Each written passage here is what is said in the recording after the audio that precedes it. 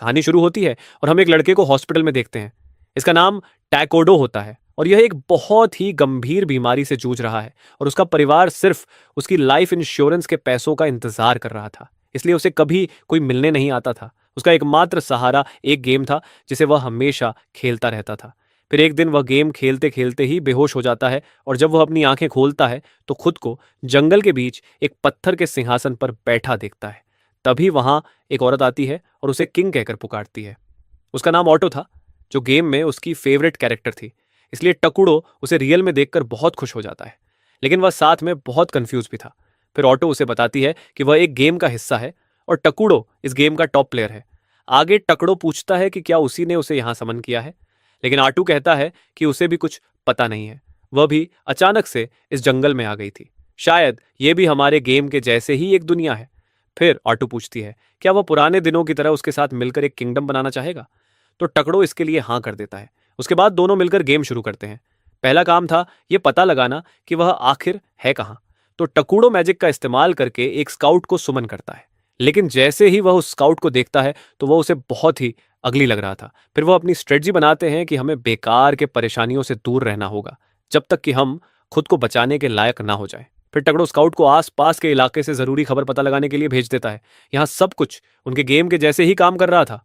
वो स्काउट के जरिए सारी चीजें देख पा रहा होता है। टकड़ो के पास सिर्फ 200 माना पॉइंट्स थे और स्काउट को समन करने में 100 खर्च हो चुके थे, यानी अब सिर्फ 100 पॉइंट्स बचे हैं।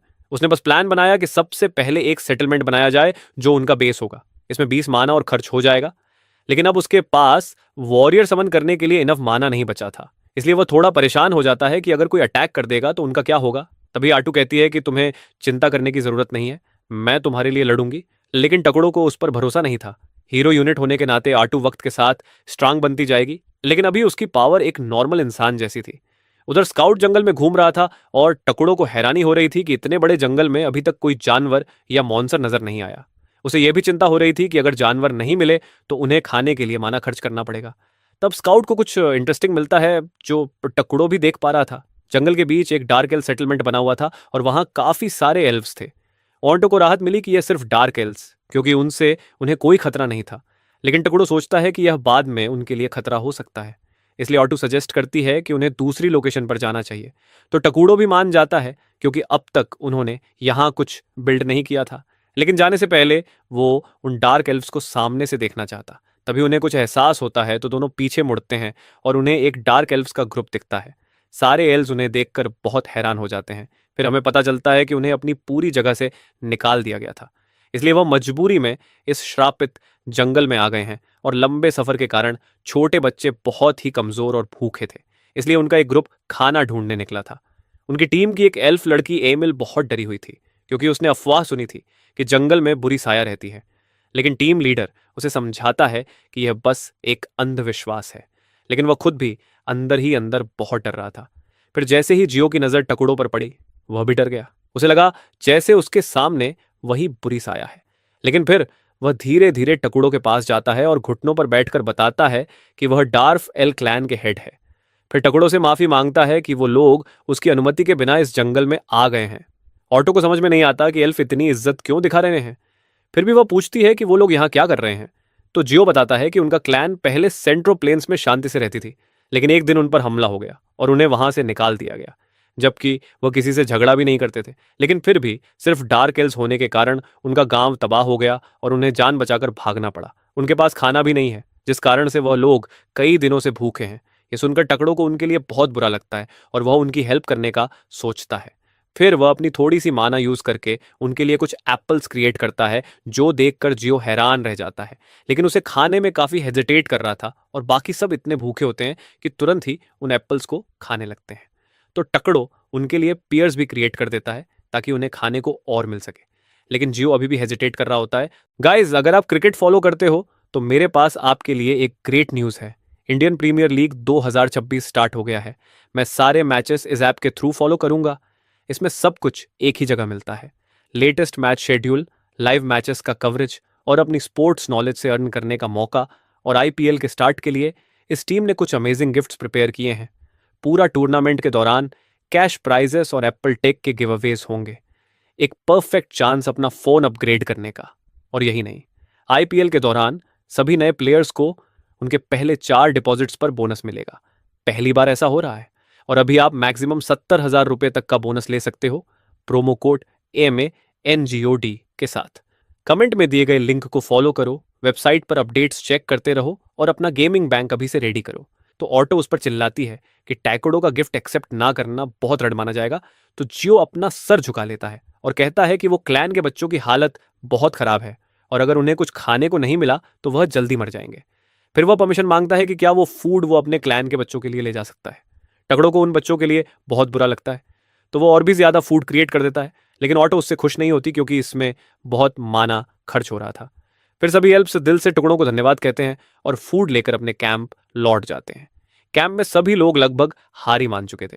तभी जियो और बाकी लोग वो बैग्स भरकर फूड लेकर वहां पहुंच जाते हैं, जो देखकर उनकी खुशी का ठिकाना नहीं रहता। फिर जब उससे पूछा जाता है कि उसे यह खाना कहाँ से मिला, तो वह टकोड़ों के बारे में नहीं बताता। वो बस इतना कहता है कि उसका लक अच्छा था। फिर रात में जियो आपके पास बैठा होता है। तभी क्लैन लीडर मोल्टर उसके पास आ जाता है और कहता है कि आज उसने बहुत अच्छा काम किया, लेकिन फिर भी वह नोटिस करता है कि जियो इतना खुश नहीं लग रहा है। तो वह पूछता है कि क्या बात है और थोड़ी चुप्पी के बाद जियो सारी बात उसे बता देता है। साथ ही वो टकोड़ों को वही बुरा साया समझ रहा होता है। तो मल्टर पूछता है कि वो किसकी बात कर रहा है। इस पर जियो समझता है कि एमिल ने पावरफुल बीइंग के बारे में बताया था जिसे इस जंगल में सील कर दिया गया था। एंटर ने इस लेजेंड के बारे में पहले सुनी थी और वह यह जानकर शॉक हो जाता है कि जियो ने असल में किंग ओनेफ रूइन को देखा है। वह बताता है कि लेजेंड के अनुसार जब दुनिया बहुत ही बुरी हो जाती है तब किंग ओनेफ रूइन धरती पर आते हैं और सब कुछ डिस्ट्रॉय कर देते हैं। वो जियो से पूछता है कि क्या उसने खुद को किंग ओनेफ रूइन कहा था, लेकिन जियो को याद नहीं था कि उसने ऐसा कुछ कहा था। फिर मोल्टर पूछते हैं कि क्या जियो ने उससे बात की, लेकिन जियो कहता है कि वो ज्यादा बोल नहीं रहा था, बल्कि एक औरत थी जो उसकी तरफ से बोल रही थी। जियो की बात सुनकर मोल्डर को यकीन हो जाता है कि यह उनके लिए एक बैड न्यूज है। तो वह पूछता है कि क्या जियो को इस फूड के बदले अपनी आत्मा बेचनी पड़ी। इस पर जियो कहता है कि किंग ऑफ रूइन ने बदले में उनसे कुछ भी नहीं मांगा। मोल्टर को यह बात थोड़ी अजीब लगती है। तो जियो कहता है कि किंग ऑफ रूइन ने शायद उन पर तरस खाकर उनकी मदद कर दी थी। मोल्टर को यकीन नहीं होता कि जियो किंग ऑफ रूइन को इतना अच्छा बता रहा है। वह पूछता है कि क्या जियो हिप्नोटाइज हो गया, लेकिन जो साफ कहता है कि हम लोग अभी उसी के कारण जिंदा है और हम इस हालत में भी नहीं थे कि उसे खाने को मना कर देते। अब जियो की बात सुनकर मोल्टर सच में सोच में पड़ जाता है क्योंकि उसे अपने लोगों की चिंता हो रही थी। इसलिए वह कहता है कि किंग ऑफ रोइंस से वह समझौता करेगा। उधर टकड़ों के कैंप में ओंटो उसे अपनी माना दूसरे लोगों पर वेस्ट करने के लिए डांट रही होती है। तो टकड़ो कहता है कि उसे डार्क एल्स पर तरस आ गया था। वो उनके बच्चों को भूखा मरते हुए नहीं देख सकता था। आर्ट उसकी बात समझती है, लेकिन याद दिलाती है कि उसे अपना किंगडम भी बनाना है, इसलिए वह ऐसे ही रिसोर्सेज को वेस्ट नहीं कर सकते। लेकिन टकड़ों के मन में तो कुछ और ही चल रहा था। वह सोचता है कि जब डब एल्स आए थे तो वह नर्वस होने के कारण उनसे ठीक से बात नहीं कर पाया था। ऑटोवियस सुनकर सरप्राइज हो जाती है। उसे लगातार कि टैकोरो जानबूझकर रड होने का दिखावा कर रहा है। तभी उनका स्काउट लौट कर आता है और बताता है कि डार्क एल्स फिर से यहां आ रहे हैं। यह सुनकर टकोरो और ऑटो दोनों सरप्राइज हो जाते हैं। टकोरो को लगता है कि शायद वो और खाना लेने आ रहे हैं, इसलिए वो चाहता है कि वो लोग बस खाना लेकर यहां से चले जाएं, लेकिन उनसे बात करने का सोचकर ही बहुत घबरा रहा था। तो आटू कहती है कि सारी बातचीत वो खुद संभाल लेगी। इसे टकड़ो एक मिस्टीरियस और पावरफुल किंग लगेगा। एकूडो को यह आइडिया अच्छा लगता है। थोड़ी देर बाद मल्टर और जियो पहुंचते हैं और अपने घुटनों पर बैठ जाते हैं। मल्टर खुद को डार्क एल ट्राइब का चीफ बताता है और फिर पूछता है कि उनके बेनिफेक्टर का नाम क्या है।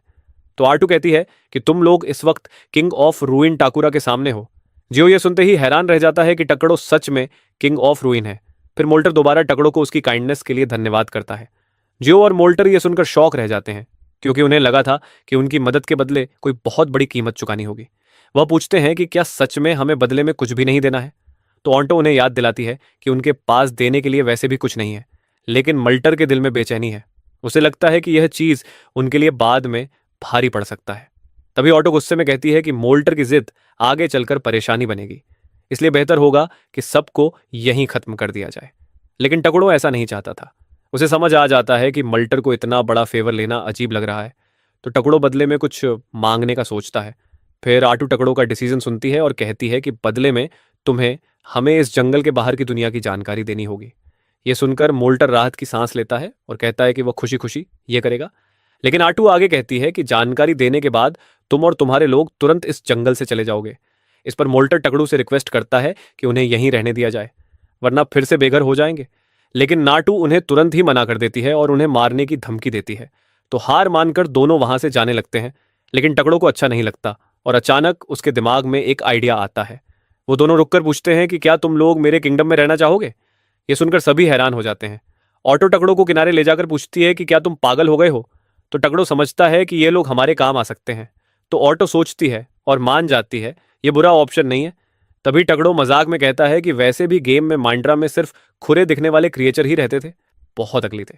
क्या तुम सच में चाहती हो कि हमारा किंगडम सिर्फ उन्हीं से भरा हो? इस पर आर्टू हंस देती है और उसकी बात मान जाती है। फिर मोल्टर और जियो की तरफ मुड़कर कहती है, अगर तुम मोनरा में रहते हो तो हम तुम्हें प्रोटेक्शन देंगे और तुम उसी दिन से ईवल बन जाओगे। फिर कुछ समय बाद टकड़ो और ऑटो एल्फ कैंप की ओर बढ़ते हैं क्योंकि एल्फ ने उनकी बात मान ली थी। फिर कैंप पहुंचते ही मोल्टर अनाउंस करता है कि हमारे नए राजा आ चुके हैं। तो पूरा कैंप टकड़ों को देखकर झुक जाता है और टकड़ो जाकर अपने थ्रोन पर बैठ जाता है। कुछ एल्फ पहली बार टकड़ों को देखकर डर जाते हैं, जबकि कुछ बहुत खुश हो रहे थे। लेकिन जो उसके ज्यादा पास होते हैं वो टकड़ों की डार्क एनर्जी के कारण बेहोश हो जाते हैं। तो जोसेफ को वार्न करती है कि सीधा राजा को मत देखो, वरना उन्हें लगेगा तुम रूड हो रहे हो। उसके बाद टकड़ो अनाउंस करता है कि आज से यहां मौजूद सभी लोग मानरा के सिटीजन्स हैं। तभी जियो सारी नाइंसाफियां और दर्द याद करता है जो उन्होंने झेले थे। बाकी लोग भी याद करते हैं कि कैसे उनके गांव को दबा कर दिया गया था, इसलिए अब उन्हें राहत मिली है कि वह सुरक्षित है। फिर कुछ दिनों बाद टकड़ों की हालत बिल्कुल ठीक नहीं होती। वो विंटर से मिला हुआ मैप देख रहा था और फ्रस्ट्रेटेड होकर कहता है कि यह अब तक का सबसे बेकार लोकेशन है। तो ऑन्टो पूछती है कि क्या परेशानी है। इस पर टकड़ो बताता है कि इस जंगल के दोनों तरफ बहुत ही पावरफुल किंगडम है और अगर इन्हें मानरा के बारे में पता चला तो हमारा काम तमाम है। और तो और इस जंगल में हम कुछ उगा भी नहीं सकते हैं। उसकी परेशानी सुनकर ऑन्टो कुछ भी कहती नहीं, लेकिन डेकोडा फिर थोड़ा रिलैक्स हो जाता है क्योंकि उनके पास अब डार्केल थे और उनकी मदद से वो कुछ तो कर ही लेंगे। तभी वहां मल्टर और जियो एमिल के साथ पहुंचते हैं। जियो उन्हें एमिल से इंट्रोड्यूस करता है। वो बताता है कि यह बहुत स्मार्ट है और देश विदेश के मामलों में एक्सपर्ट है। यह जानकर टकोड़ो खुश होता है, लेकिन वो महसूस करता है कि तीनों उसके सामने काफी नर्वस है, इसलिए वह ऑटो से कहलवाता है कि इतना फॉर्मल होने की जरूरत नहीं है। फिर ऑटो उन्हें बताती है कि टैकोडो ने कुछ डिसीजन लिए हैं और मल्टर को किंगडम के मैटर्स हैंडल करने की जिम्मेदारी दे दी है। वहीं जियो को मानरा आर्मी का कैप्टन बनाया जाता है। तो जियो गर्व से कहता है कि मैं अपने रास्ते में अपने आने वाले सभी दुश्मनों को मार दूंगा। तो टकड़ो उसे इतना सीरियस देखकर थोड़ा परेशान हो जाता है। तो वो ऑटो से सबको बताने के लिए कहो कि उसे शांति पसंद है, इसलिए जब तक बहुत ही जरूरी ना हो उन्हें झगड़े शुरू करने से बचना चाहिए। जो सुनकर जियो को यकीन नहीं होता कि किंग ऑफ रूइन असल में एक शांति प्रिय इंसान है। फिर मल्टर अपने आप को बेहतर दिखाने की कोशिश करता है और कहता है कि उसके पास जियो से कहीं ज्यादा ज्ञान है, लेकिन जियो तुरंत कहता है कि मल्टर जैसा बूढ़ा आदमी हमारा कुछ खास मदद नहीं कर पाएगा। लेकिन ऑटो को उनकी भैंस में कोई दिलचस्पी नहीं होती। तो टकड़ों से पूछती है कि क्या उन्हें कंस्ट्रक्शन शुरू करने का ऑर्डर दे दे। तो टकड़ो उन्हें उसके लिए मटेरियल इकट्ठा करने के लिए कह देता है, लेकिन वह यह भी चाहता था कि मटेरियल इकट्ठा करने में जंगल नष्ट ना हो और ऑटो को उसकी सोच बहुत अच्छी लगती है। तो वो मोल्डर से पूछती है कि क्या यह मुमकिन है। मोल्डर कहता है कि अगर वह घरों को विशाल पेड़ों के खोखले में बनाए तो यह हो सकता है। टकड़ो ये सुनकर अच्छा लगता है और उन्हें साथ में रिफॉरेस्टिंग के लिए भी कहता है, लेकिन वो थोड़े कंफ्यूज हो जाते हैं क्योंकि उन्हें रिफॉरेस्टिंग का मतलब नहीं पता था, जो जानकर टकड़ो बहुत हैरान होता है। फिर आर्ट उनसे पूछती है कि क्या कम से कम उन्हें मिलिट्री मैजिक या 6 ग्रेट एलिमेंट का पता है। लेकिन मोल्टर कहता है कि उसने तो सिर्फ 4 ग्रेट एलिमेंट्स के बारे में सुना है। जहां तक मिलिट्री मैजिक की बात है, एमल बताती है किसी को भी इसके बारे में कुछ भी नहीं पता। यहाँ टकड़ो और ओनेटो को एहसास होता है कि इस दुनिया के लोग वाकई बहुत पीछे चल रहे हैं। फिलहाल के लिए ऑन्टो सबको रिफॉरेस्टिंग के बारे में समझाती है कि इसमें कटे पेड़ों की जगह पर नए पेड़ लगाते हैं और मैजिकल एलिमेंट का यूज करके पेड़ों को जल्दी बड़ा किया जाता है। फिर वह झूठ बोलती है कि इस टेक्निक को टकड़ो ने खुद बनाया है। यह सुनकर एमिल बहुत एक्साइटेड हो जाती है और पूछती है कि क्या उसी ने सेब और अंगूर बनाए थे। उसने कुछ अंगूर के बीज भी लगाए हैं और अब उनके बढ़ने का वेट कर रही है। इस पर टकोड़ो और आटू दोनों चुप हो जाते हैं क्योंकि इस दुनिया में अंगूर और सेब जैसे फल होते ही नहीं। फिर भी टैकोडो ने अपनी प्रोडक्शन स्किल से इन्हें बना लिया था। फिर टकड़ो सोचता है कि वह अपनी पावर से क्या क्या बना सकता है और चेक करने के लिए एक सिख का समन करता है, जिससे उसे समझ आ जाता है कि वह अपनी माना से कुछ भी बना सकता है। इसलिए उसे लगने लगता है कि दुनिया पर राज करना शायद उतना भी मुश्किल नहीं है। इसी बीच होली एम्पायर को जंगल में डार्क एनर्जी का एहसास होता है, इसलिए होली सेंट कुछ लोगों को चेक करने के लिए भेजती है। तभी उनका सामना गोबियन से होता है। तो होलिस अपने ही एक ही इशारे से सबको जलाकर मार देती है और उसकी पावर देखकर सारे नाइट्स दंग रह जाते हैं। फिर सेलिना कार्डल से पूछती है कि क्या उसे उस ओमेन के बारे में कोई खबर मिली है जिसे उसने इस इलाके में महसूस किया था। लेकिन कार्डिनल कहता है कि वह बिना चर्च के परमिशन के किसी को वहां भेज नहीं सकता। तो सलीना खुद जाकर वहां चेक करने का डिसाइड करती है, लेकिन कार्डेल उसे रोकता है कि एक सेंट होने के नाते उसे सोच समझकर काम करना चाहिए। लेकिन सलीना भी काफी जिद्दी थी, तो कार्डिनियल को उसके लिए मानना ही पड़ता है। उधर मांड्रा में डार्क एल्स लगातार काम कर रहे थे और आखिरकार थ्रोन रूम तैयार हो जाता है। जो देखकर टकड़ो बहुत खुश था, क्योंकि अब उसे खुले में सोना नहीं पड़ेगा। इसी बीच टकड़ों के मिनिस्टर्स वहां आ जाते हैं। आज उनकी एक मीटिंग थी। फिर वह टकड़ों को नए कपड़े देते हैं, तो टकड़ो उसे देखकर बहुत खुश होता है और वह अपने कपड़े में ही खोया होता है। तो आटू उसके बिना ही मीटिंग शुरू करने का ऑर्डर देती है। सबसे पहले मल्टर ने पूछा कि थ्रोन रूम के बाद कौन सी बिल्डिंग बनानी चाहिए, तो आटू कहती है कि सबसे पहले फूड प्रोडक्शन फैसिलिटी शुरू करनी चाहिए। इस पर मोल्टर पूछता है कि जब टकड़ो अपनी पावर से खाना बना सकता है तो फिर इसकी क्या जरूरत है। इस पर ऑटो कहती है कि अगर वो आस पास ना हो तो क्या होगा। तभी ऑटो उन्हें फ्लैश ट्री दिखाती है जो रहस्यमयी मीट उगाता है। वो कहती है कि हमारे फूड प्रोडक्शन प्लान का पहला कदम है, लेकिन मल्टर, जियो और एविल कहते हैं कि ज्यादातर लोग ऐसा मांस नहीं खाते। इस पर ऑटो वादा करती है कि आगे वह और भी फूड सोर्स खोजेंगे, और वह पेड़ बोल भी सकता था, जो काफी डरावना लग रहा था। फिर रिसर्च का मुद्दा आता है। अगर वह तेजी से तरक्की करना चाहते हैं तो नई टेक्नोलॉजी चाहिए थी। ऑटो कहती है कि उन्हें मिलिट्री मैजिक पर रिसर्च करनी चाहिए, क्योंकि इससे हजारों दुश्मनों को एक साथ खत्म किया जा सकता है। तो मोल्टर इस रिसर्च की जिम्मेदारी अपने ऊपर ले लेता है। अंत में मिलिट्री प्लानिंग की बारी आती है, तो जियो कहता है कि वह आर्मी तैयार कर सकता है, लेकिन टकोड़ो कहता है कि अभी सेना पर ज्यादा फोकस नहीं करना है, क्योंकि अभी उसके पास आर्मी संभालने की कैपेसिटी नहीं है। इस पर जियो विरोध करता है, क्योंकि अगर उन पर हमला हुआ तो उन्हें कौन बचाएगा। ऊपर के डार्क एल्प ट्राइब के लीडर्स होने की वजह से उन पर बाउंड्रीज लगी हुई है, लेकिन टैकोडो आर्म में बनाने में इतना खर्च नहीं करना चाहता था। तो वह कहता है कि मैं एक हीरो बनाऊंगा। इस पर मोल्टर और जियो कंफ्यूज हो जाते हैं। तो ऑटो हीरोज किंग के अंडर काम करते हैं और बहुत पावरफुल होते हैं। हीरोज को समन करने के लिए कुछ कंडीशन पूरी करनी पड़ती है, लेकिन उनकी प्रोग्रेस से जल्दी उसे समन कर पाएंगे। इस तरह से फिलहाल के लिए सारे मसले हल हो जाते हैं। उधर अंपायर में जूनियर पलादिन ल्यूनियस प्रे कर रहे होते हैं। तभी हाई पलादिन वैलियस उससे बात करने आता है और कहता है कि अब उनके निकलने का टाइम हो चुका है। तो लूनियस उठ जाता है। तभी वेलस नोटिस करता है कि ल्यूस ने अपनी वेडिंग रिंग पहनी हुई है, तो वह उसे फैमिली के बारे में पूछता है। इस पर लनियस बताता है कि उसकी वाइफ का नाम मार्श है और उसकी बेटी का नाम मीना है। आगे वह अपनी फैमिली के बारे में बताने से मना कर देता है। फिर वेल्डिस ये कंप्लेन करता है कि उसे इतना बेकार मिशन क्यों मिला है, लेकिन लूनियस उसे याद दिलाता है कि यह मिशन सलीना से जुड़ा है, इसलिए उसे सीरियसली लेना चाहिए। फिर भी वेल्डिस को अजीब लगता है कि इतने इंपॉर्टेंट मिशन के लिए उन्हें इतनी कमजोर टीम दी गई है। असल में सिर्फ वो और ल्यूनेस ही वहां पावरफुल थे, बाकी पूरी टीम बेकार थी। इधर मान में सारे काम बहुत अच्छे चल रहे होते हैं। अब यह जगह सच में रहने लायक लग रही थी, और डार्क एल्व्स को भी। अब फ्लैश ट्री से कोई प्रॉब्लम नहीं था। वही एमिल टकोड़ो को सारी जगह दिखाती है। वो बताती है कि फ्लैश ट्रीज अच्छे से ग्रो हो रहे हैं, तो फूड स्टोरेज जल्दी पूरा हो जाएगा। उधर मल्टर मैजिकल रिसर्च में बिजी होता है। बाकी एल्व्स भी जिन्हें मैजिक आता था उसकी मदद कर रहे होते हैं। इसके अलावा उनके पास में एक झरना भी था, जिससे अब उन्हें पानी की दिक्कत नहीं होगी। फिर वो पब्लिक ऑफिस दिखाती है, जहां मार्रा की सारी मीटिंग्स होंगी। टकड़ो एमिल से काफी खुश होता है, क्योंकि वो सब कुछ बहुत अच्छे से मैनेज कर रही थी। लेकिन एमिल थोड़ी नर्वस वो टकड़ो से पूछती है कि क्या वो उसके काम से खुश है। तो वह कहता है कि उसने बहुत अच्छा काम किया है, और टकड़ो से अपनी तारीफ सुनकर एमिली खुशी के मारे रो पड़ती है। उसके बाद एमिल टकड़ो को फ्लैश ट्री फॉर्म दिखाती है, जो बहुत अच्छे से बड़ा हो रहा था। हालांकि एमिल अभी भी उन अजीब बात करने वाले फ्लैश ट्रीज से डर रही होती है, इसलिए वह उन्हें वाटर सोर्स दिखाने के लिए ले जाती है। वह सभी जंगल के अंदर जाते हैं, लेकिन वहां पहुंचने पर एमिल डर जाती है, क्योंकि पानी पूरी तरह से काला हो चुका था। तभी मोल्टर और जियो भी वहां पहुंच जाते हैं, और पानी को देखकर अब उन्हें नहीं लगता कि इसका इस्तेमाल किया जा सकता है। तभी आरटीओ कहती है कि पानी अभी भी बिल्कुल सेफ है, और उन्हें खुद ही पानी पीकर दिखाती है। बाकी सब शॉक्ड हो जाते हैं कि आरटीओ ने इतना बड़ा रिस्क लिया, लेकिन वो कहती है कि दरअसल ऐसा स्कर्ड प्लेस के कारण होता है, और भले ही पानी, हवा और जमीन डार्क और डेली लग रही हो, लेकिन मांड्रा के लोगों पर इसका कोई नेगेटिव इफेक्ट नहीं पड़ेगा। लेकिन शाबित होने के कारण यह जगह आसानी से किसी की भी नजर में आ सकती थी, इसलिए जियो और मोल्टर सोचते हैं कि अब आर्मी बनाने का टाइम आ गया है। लेकिन ऑटो कहती है कि टेंशन लेने की जरूरत नहीं है, क्योंकि एक हीरो अकेले ही छोटे मोटे मामले निपटा सकता है। लेकिन मल्टर और जियो को अभी भी हीरो की पावर समझ में नहीं आती, तो ऑटो उन्हें खुद दिखाने का सोचती है, और वहां से टेंटिकल्स निकलने लगे हैं, और वह वहां के पेड़ों को एक झटके में काट देती है। जो ये देखकर वह सभी हैरान रह जाते हैं। फिर ऑटो बताती है कि वह खुद भी एक हीरो है, और जब तक कोई बड़ी परेशानी सामने नहीं आती तब तक सब ठीक रहेगा।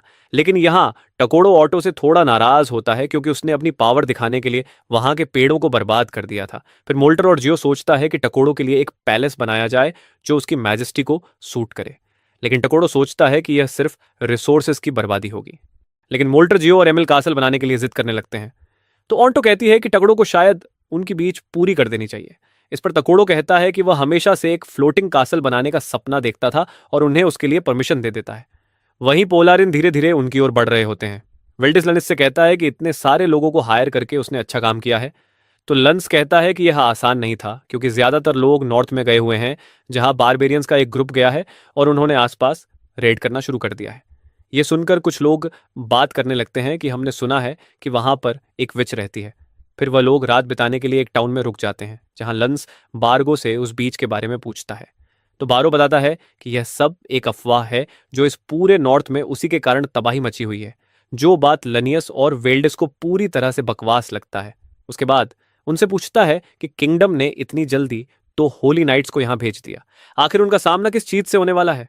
इस बारे में वेल्डिस को भी खास डिटेल नहीं थी, लेकिन वो बारो को भरोसा दिलाता है कि सब कुछ अच्छा ही होगा और शायद उनका सामना डार्क एल्प्स से हो सकता है। यहां लनियस को यह चिंता होती है कि अगर डार्क एल्प्स को ऐसे छोड़ दिया गया तो शायद एक दिन ताकतवर हो जाएंगे और उनके किंगडम पर अटैक कर देंगे। इसलिए वो उन सबको मार देना चाहता था। वेल्स कहता है कि यह मिशन बस इन्वेस्टिगेशन के लिए है, तो हम किसी को भी मारेंगे नहीं। यह सुनकर लूनस समझ नहीं पाता कि वेल्डिस क्यों इतना बड़ा मौका छोड़ रहा है। तो वॉर को सिंपली कहता है कि हम बस एक फैमिली है, इसलिए हम अपनी जान खतरे में नहीं डालना चाहते हैं। इसी बीच मानरा में टकोड़ो सभी को एक पास बुला लेता है और एक फ्रूट में माना डालना शुरू कर देता है, और उन सबके सामने ही वो फ्रूट ट्रांसफॉर्म होकर एक स्काउट में बदल जाती है, जो देखकर सब हैरान रह जाते हैं कि कैसे टेकोडो ने अभी अभी एक नया क्रिएचर बना दिया।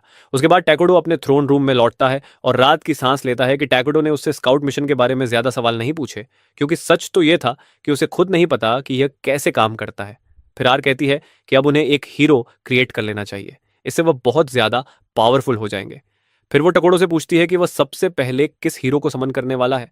तो टकड़ो कहता है कि वह आइजला को समन करेगा, जो कि पतंगों की क्वीन है और आसपास मौजूद सभी इंसेक्ट टाइप सोल्जर्स की पावर को कई गुना बढ़ा देगी। इसके अलावा आइजला लार्व सोल्जर्स भी पैदा कर सकती है। ऑटो को टकड़ो का आइडिया अच्छा लगता है। साथ ही टकड़ो बताता है कि दूसरे हीरोज काफी परेशानी खड़ी कर सकते हैं, लेकिन वो अपने किंगडम में शांति बनाए रखना चाहता है, इसलिए आइजला उनके लिए बेस्ट है। फिर सीन बदलता है और अब हम देखते हैं कि होली नाइट्स एक गुस्सैल हील जॉइंट से टकरा जाते हैं और सभी उससे लड़ने के लिए तैयार हो जाते हैं। लेकिन तभी वेल्डी सबको रोक देता है और कहता है कि वो उसे अकेले ही संभाल लेगा। ल्यून्स उसे रोकने की कोशिश करता है, लेकिन वो धीरे धीरे जॉइंट की तरफ बढ़ता है और एक प्रेयर बोलना शुरू करता है। तो लंस बाकी मशीनरीज को समझता है कि वो एक सीक्रेट टेक्निक का इस्तेमाल कर रहा है, जिसमें प्रेयर के जरिए अपने अटैक्स को पावर दी जाती है। फिर जैसे ही जॉइंट अटैक करने वाला होता है, उसे पहले ही वेल्डिस उसे आसानी से दो हिस्सों में काट देता है। ये देखकर सब दंग रह जाते हैं और लोनियस उसकी खूब तारीफ करता है और वो लोग अपना सफर फिर से शुरू कर देते हैं। दूसरी तरफ मानरा में टकड़ो बर्गर खा रहा होता है, तो ऑटो उसकी जंक फूड खाने वाली आदत से थोड़ी चिंतित होती है और कहती है कि उसे हेल्दी खाना खाना चाहिए।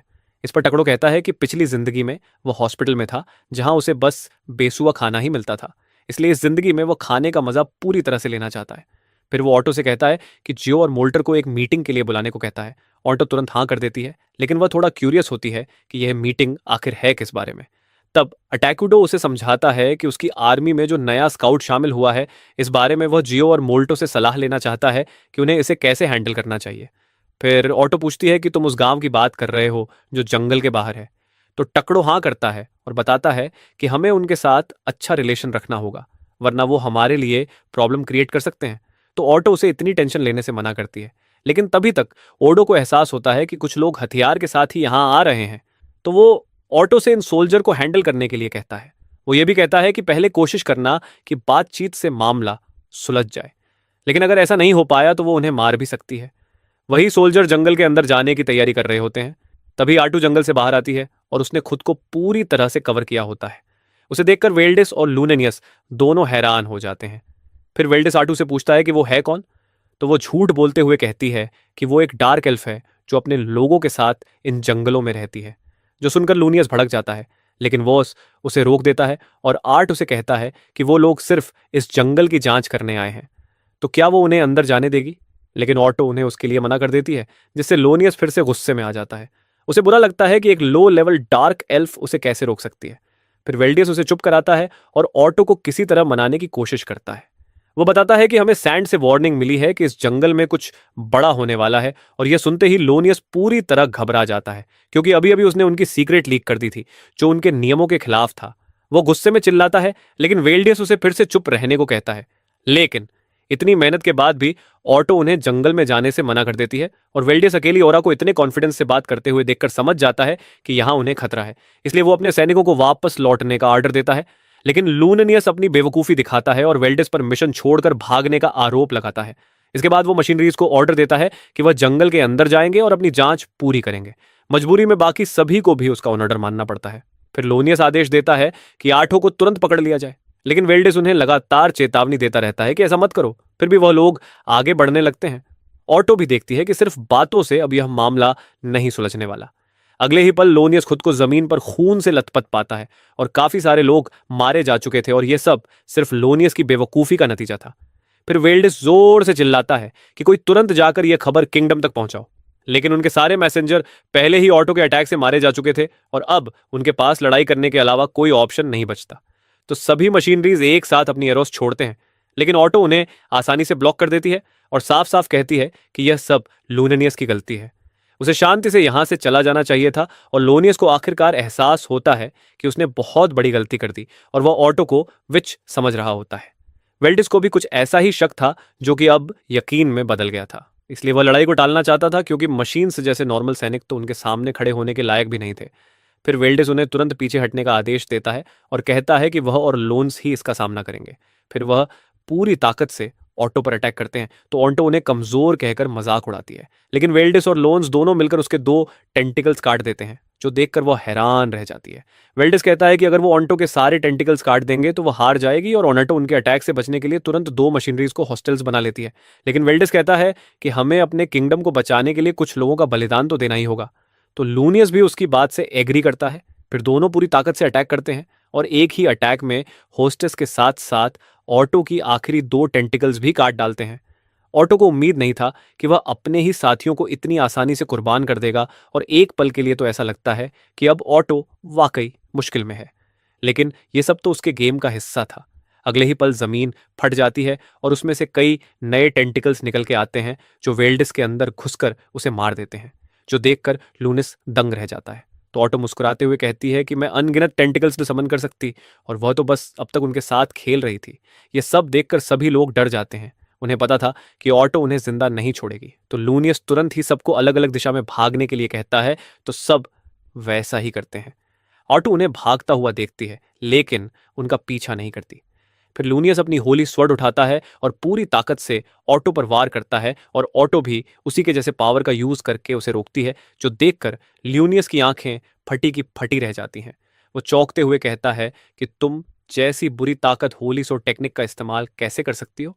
तो ऑन्टो बताती है कि जब मैंने वेल्डिस को मारा तो मैंने उसके सारे टेक्निक कुछ सीख लिया, और अब वो वेल्डिस जितनी ही स्किल्ड थी। वो उसी की तकनीकों का इस्तेमाल करके लूनियस पर हमला करती है और कहती है कि बेचारा वेल्डिस तुम्हारी वजह से मारा गया। फिर वो उसे टोंट मारते हुए कहती है कि क्या तुमने ये भी नहीं सोचा कि तुम्हारे मरने के बाद तुम्हारी पत्नी और बेटी का क्या होगा? और उसकी बात सुनकर ल्यूनस तुरंत समझ जाता है कि ऑटो ने वेल्डिस की सारी यादें भी चुरा ली। फिर ऑटो कहती है कि जानना चाहते हो वेल्डिस के दिमाग में आखिर चल क्या रहा था? वो अपनी आखिरी सांस तक अपने साथियों को बचाने के बारे में ही सोच रहा था। वह एक अच्छा लीडर था। लेकिन फिर लूनियस कहता है कि भागे हुए मशीनरीज जाकर राज्य को रिपोर्ट कर देंगे। तो ये मिशन पूरी तरह फेल नहीं हुआ, लेकिन ऑटो उसे बताती है कि मेरे बाकी साथी अब तक तुम्हें खत्म भी कर चुके होंगे। ये सुनते ही लोन्स का दिल टूट जाता है। उसे एहसास होता है कि अब वह अकेला रह गया है। तो आखिर बार अपनी तलवार घुमाकर ऑटो पर अटैक करता है, लेकिन ऑटो उसे बुरी तरह से जकड़ लेती है। लेकिन मरने से पहले वो कहती है कि अगर तुमने वेल्डिस की बात मानी होती तो तुम खुशी खुशी अपनी फैमिली के पास होते, लेकिन तुमने अलग रास्ता चुना। तो मैं तुम्हारी फैमिली के साथ साथ तुम्हारे सभी जानने वाले को भी भयंकर तरीके से मार दूंगी और उन्हें बताऊंगी कि ये सब तुम्हारी वजह से हुआ है। तो लूनियस गिड़गिड़ाने लगता है कि उन्हें कुछ मत करना, और तभी ऑन्टो उसकी जान ले लेती है। लूनियस की मौत के बाद जियो ऑन्टो के पास आता है और उसे बताता है कि उसने और उसकी टीम ने भागे हुए सारे मशीनरीज को मार दिया है। तो ऑटो उसकी तारीफ करती है और सभी लाशों को निपटाने का काम दे देती है। फिर जाने से पहले जियो उससे पूछता है कि क्या तुम सच में उसकी फैमिली और उससे जुड़े लोगों को खत्म कर दोगी? इस पर ऑटो कहती है कि मैं बस उसे डराना चाहती थी। उसके बाद वह तुरंत टकुड़ों के पास जाती है और बताती है कि वह लोग उसे विच समझ रहे थे, लेकिन उनके गेम में तो कोई विच थी ही नहीं, यानी कि यह दुनिया उनके गेम से अलग है। तो टकड़ो कहता है कि ज्यादातर गेम फीचर्स अभी भी वैसे ही काम कर रहे हैं। इसके अलावा उनकी स्किल और इम्प्रूव हुई है। फिर वेल्डिस मेमोरी से उन्हें कवोलिया सिटी के बारे में काफ़ी जानकारी मिली होती है। अभी कवोलिया का पूरा फोकस उत्तरी इलाके में चल रही गड़बड़ियों पर है। मतलब फिलहाल उनका ध्यान मोनरे पर नहीं जाएगा। हालांकि इन्वेस्टिगेशन टीम का गायब होने के कारण वह लोग जरूर कोई कदम उठाएंगे। अब इस समय टैकोडो उसे विच के कारण परेशान होता है। ऑटो को भी वेल्डिस की मेमोरीज से उसके बारे में कुछ खास पता नहीं चला होता, लेकिन वह विच बहुत पावरफुल थी और उसका नाम अराकीनो होता है। फिर हमें अराकीनो को दिखाया जाता है जिसने अभी अभी एक और गांव को पूरी तरह डिस्ट्रॉय कर दिया है और वह अगले गांव पर हमला करने की तैयारी कर रही है। लेकिन जाने से पहले वह मरे हुए लोगों को अनडेड सर्वेंट के रूप में वापस जिंदा कर देती है। वहीं टकुड़ों को शक होता है कि शायद अराकिनो अभी उन्हीं की तरह किसी दूसरी दुनिया से आई है। तो ऑटो घबराकर पूछती है कि क्या हमें उसे कांटेक्ट करने की कोशिश करनी चाहिए। इस पर टकुड़ो तुरंत मना कर देता है कि हम उसके बारे में कुछ नहीं जानते, तो उससे मिलना खतरनाक हो सकता है। यह घटना साफ कर देती है कि मानरा को तुरंत एक मजबूत डिफेंस लाइन की जरूरत है।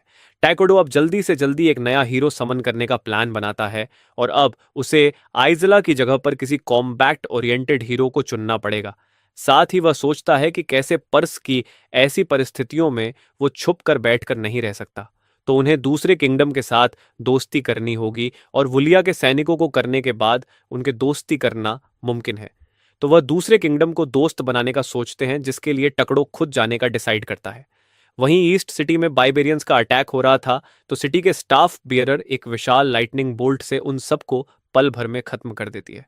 तो सारे लोग उसकी जय जयकार करने लगते हैं। वहीं मानरा से ऑटो टकोड़ों से माफी मांगती है क्योंकि उसने बहुत लोगों को मार दिया था, लेकिन टकड़ों को उससे कोई परेशानी नहीं थी। यह जानकर आटू सोचती है कि भले ही टकड़ो बाहर से शांत हो और दयालु दिखता हो, लेकिन अंदर से वह एक ईवल है। कुछ समय बाद टकड़ों का महल आखिरकार पूरी तरह बनकर तैयार हो जाता है। तो टकड़ो उसे देखकर बहुत खुश होता है। तभी ऑटो को अचानक एहसास होता है कि टकड़ो यहाँ का राजा है।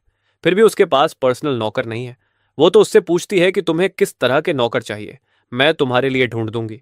तो टकड़ो कहता है कि मुझे कोई भी चलेगा, बस मेरे लिए उससे बात करना आसान होना चाहिए, क्योंकि अभी तक मैं किसी से भी ठीक से बात नहीं कर पाया हूं। इस पर आर्टू कहती है कि वह इसलिए क्योंकि उन्हें तुम एक काले साए की तरह दिखते हो। फिर ऑटो तुरंत जियो मोल्टर और एमली को बुलाती है और आदेश देती है कि गांव की सारी खूबसूरत लड़कियों को इकट्ठा करो, क्योंकि टकड़ो उन्हें चाहता है। जो सुनकर सभी हैरान रह जाते हैं कि अभी अभी उन्होंने क्या सुना। फिर मोल्टर हिम्मत करके पूछता है कि तुम उसके साथ क्या करने वाले हो।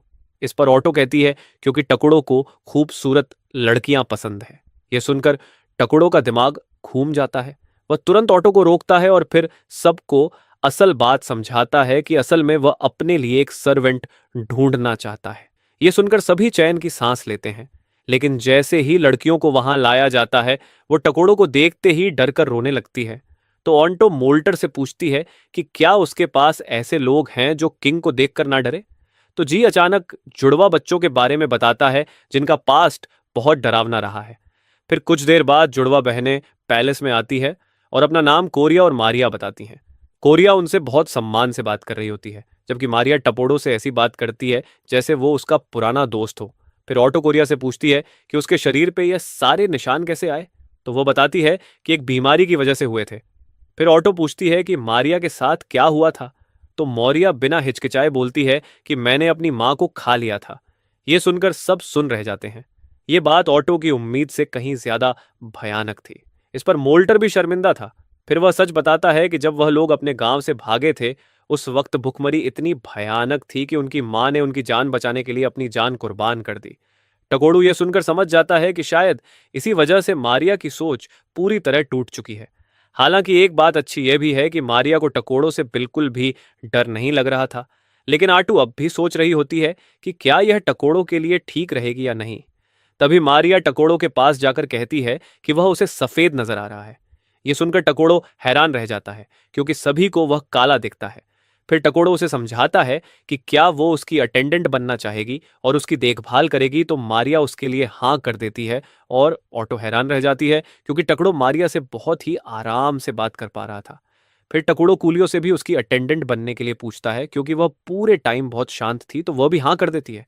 टकोड़ो यह सुनकर काफी खुश हो जाता है और वह दोनों बहनों को टकड़ों की देखभाल की जिम्मेदारी दे दी जाती है। लेकिन मल्टर इस बात से थोड़ा परेशान होता है कि सब कुछ चले जाने के बाद टकड़ों से कहता है कि उनकी माँ की मौत के बाद से इन दोनों का दिल पत्थर का हो गया और वह लोग उसके लिए बहुत मुसीबत खड़ी करने वाले हैं।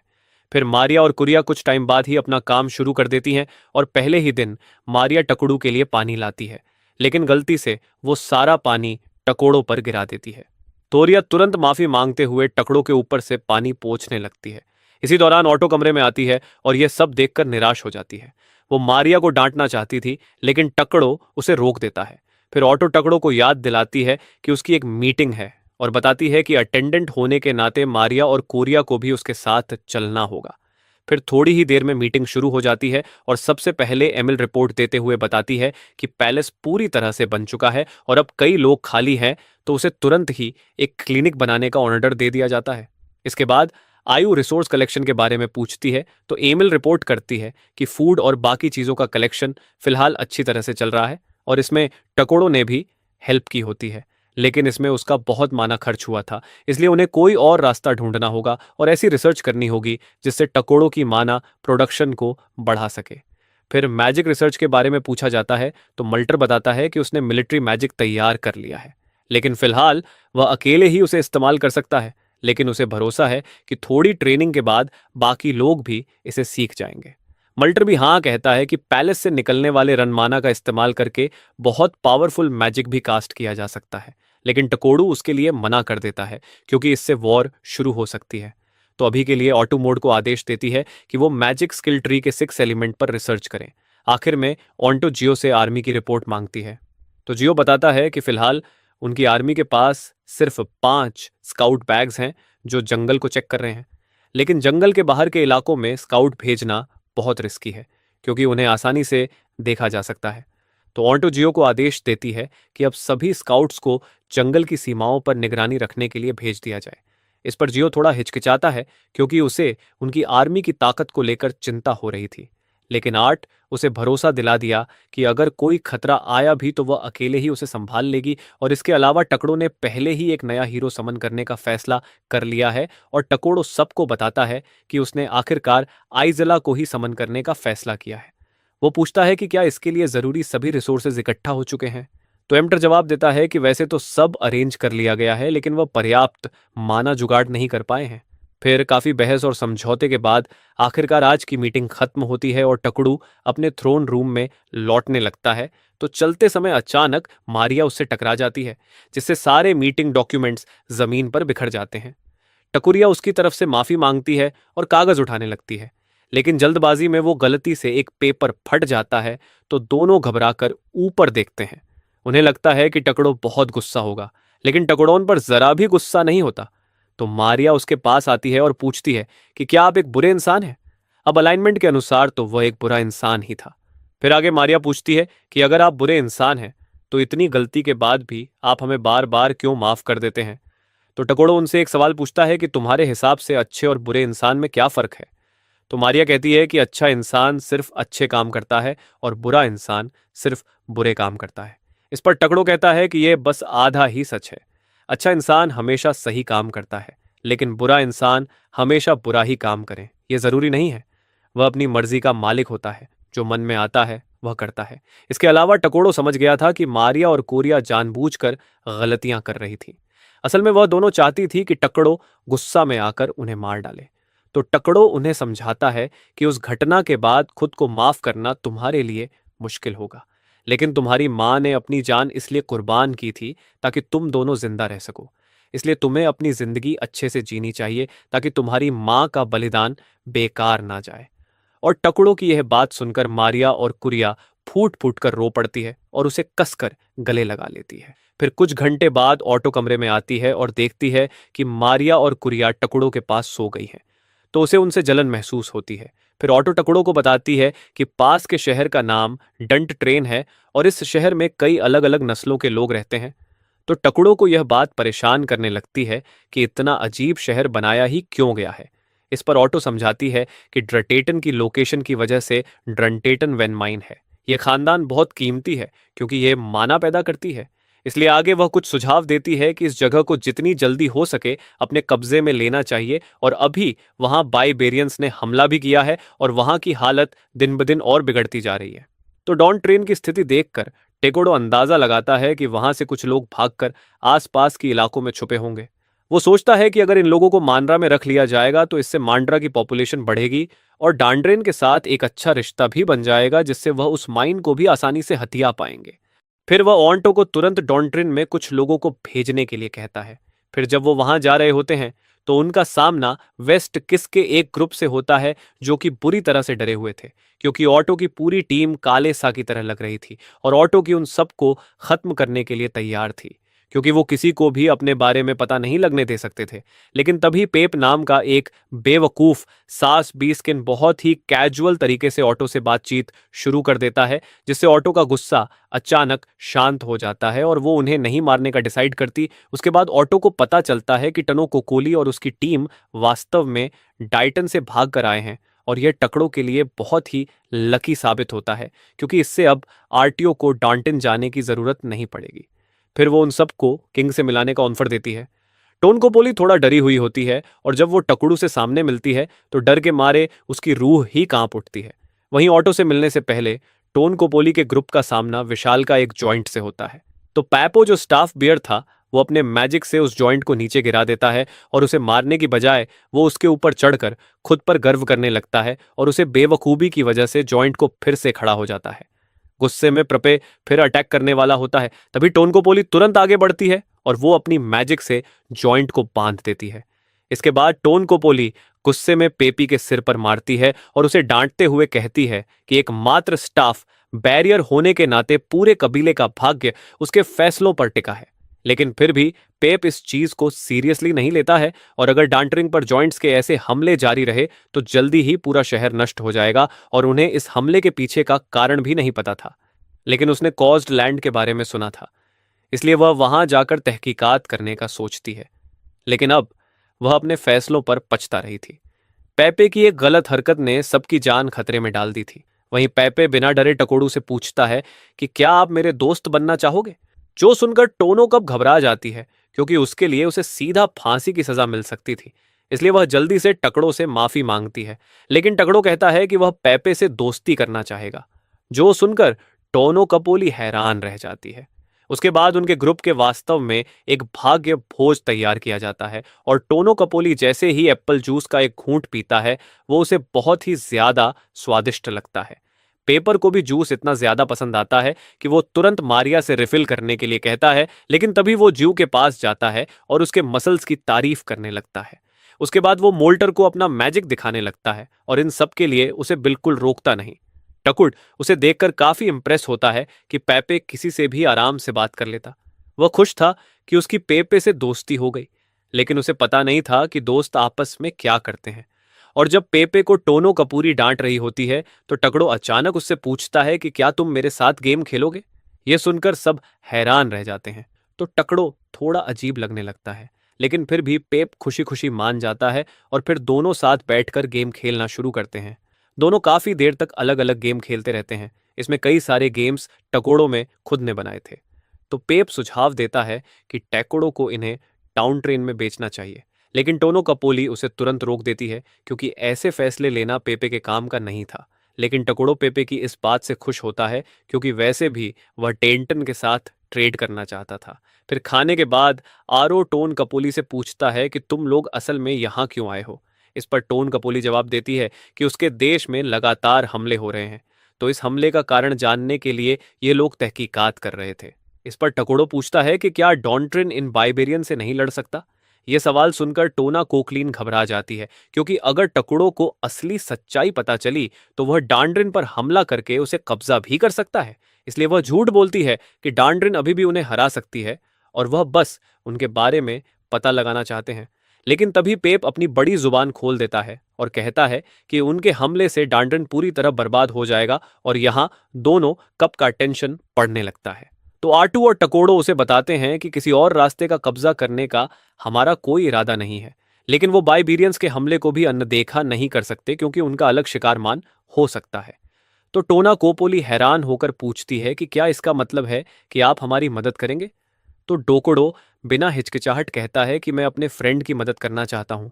यह सुनकर टोना कपोली बेहद खुश हो जाती है, लेकिन फिर पूछती है कि इसके बदले में आपको क्या चाहिए। तो आर्ट कह देती है कि हमें डाउन वैन चाहिए, जिससे टोना कोपोली का चेहरा उतर जाता है। लेकिन इनके पास कोई दूसरा ऑप्शन नहीं भी था। फिर ऑटो कहती है कि तुम भी उसका यूज कर सकते हो, लेकिन उसका माना एलिमेंट कन्वर्जन का चुनाव सिर्फ हम करेंगे। यह सुनकर टोन कोपोली हैरान रह जाती है, क्योंकि डांड्रिन को इसे इसके लिए भी 10 साल और लगते हैं। लेकिन मांड्रा अभी से ही काफी एडवांस है। आगे वह कहती है कि नियमों के हिसाब से अंतिम फैसला पेप करेगा, क्योंकि आगे जाकर वह साम्राज्य का शासक बनेगा। और फिर पेप से उसकी राय पूछी जाती है तो पेप हाँ कर देता है। थोड़ी देर बाद ऑटो एक मीटिंग बुलाती है ताकि डेंटिन के साथ हुए समझौते की टर्म्स एंड कंडीशन तय की जा सके। फिर मान रहा तय करता है कि वह डॉन्ट्रिन को खाने का सामान भेजेगा और बदले में वह उन्हें मेटल देंगे, और इस तरह से उनकी डील हो जाती है। मोल्टर इस डील से बहुत खुश होता है और कहता है कि यह सब पेपे के कारण ही हो पाया है। टकोड़ो अब सोचने लगता है कि क्या पेप सच में मूर्ख, या उसने ये सब जानबूझकर प्लान किया था। वहीं मारिया और कोरिया थोड़े कंफ्यूज्ड होते हैं। वो पूछते हैं कि डॉटन असल में किस तरह का देश है, क्योंकि उन्हें किसी किंगडम से दोस्ती करने के लिए उसके बारे में जानना जरूरी है। तो टकड़ो सोचता है कि जब वह गेम खेलता था तो उसे रिलेशन बनाने के लिए बस एक बटन क्लिक करना होता था, लेकिन असल दुनिया में उतना आसान नहीं था। फिर ऑटो कहती है कि सबसे पहले डनट्रिन की राजधानी क्रिस्टियन मून की जांच करेंगे, लेकिन डगडो कहता है कि सबसे पहले उन्हें डन को जॉइंट से बचाना है। तो मोड उन्हें याद दिलाती है कि किसी दूसरे देश में ऐसे ही अचानक नहीं जाया जा सकता, उसके लिए कुछ रूल्स होते हैं। तो फिर मारिया और कुरिया हाथ उठाकर कहती है कि क्या हम वहां खेलने के बहाने नहीं जा सकते। तो सबको यह प्लान थोड़ी बचकानी लगती है, लेकिन काफी काम की भी लगती है। फिर सवाल आता है कि वहां जाएगा कौन, क्योंकि मल्टर जी और एमिन हाई रैंक होने के कारण नहीं जा सकते थे, और टकोड़ो मारिया और कोरिया को खतरे में नहीं डालना चाहता था, और टकोड़ो के लिए ऑटो बहुत जरूरी थी, तो वह नहीं जा सकती थी। तभी मारिया और कोरिया टकोड़ो के पास जाकर कहती है कि आपने हमें आज़ादी दी थी अपने फैसले खुद लेने की, और हम वहां जाना चाहते हैं, चाहे इसमें कोई भी खतरा हो। और इस तरह से टकोड़ो ना चाहते हुए भी उनकी बात माननी पड़ती है। लेकिन ऑटो को यह देखकर जलन होती है कि वो कैसे उनकी सारी बात मान रहा है। फिर वापस लौटने के बाद ऑटो काफी गुस्से में होती है और टकोड़ो समझ नहीं पाता कि उसे कैसे मनाए। वो मारिया से मदद मांगता है तो वह कहती है कि बस उसे अपने दिल की बात कह दो। तो टकोड़ो हिम्मत जुटाता है और ऑटो से कहता है कि मुझे माफ करना, तुम्हारी जगह कोई ले नहीं सकता और मैं बस तुम्हारे साथ ही रहना चाहता हूं। और यह सुनकर ऑटो खुश हो जाती है और उसके दिमाग में तो टकड़ों के साथ हैप्पी मैरिड लाइफ के सपने घूमने लगते हैं। थोड़ी देर बाद टकड़ो मारिया कोरिया और ऑटो को नए बने क्लिनिक में ले जाता है और जुड़ोवा बहनों से कहता है कि मैंने मिशन पर तुम्हारे साथ कुछ ब्लैक डॉक्टर्स को बॉडीगार्ड की तरह भेजने वाला हूं। फिर वो सबको उनसे मिलवाता है। वो लोग हीलिंग मैजिक के साथ साथ फाइट भी कर सकते थे, और वह डॉक्टर भी मिशन के लिए बहुत एक्साइटेड हो रहे। फिर टकड़ो उन्हें अचीरो जियो और सुबोरो नाम देता है। तो तीनों नए नाम पाकर बहुत खुश हो जाते हैं, जो देखकर टकड़ो और ऑटो कंफ्यूज हो जाते हैं कि क्या इन्हें बॉडीगार्ड्स बनाना सही होगा।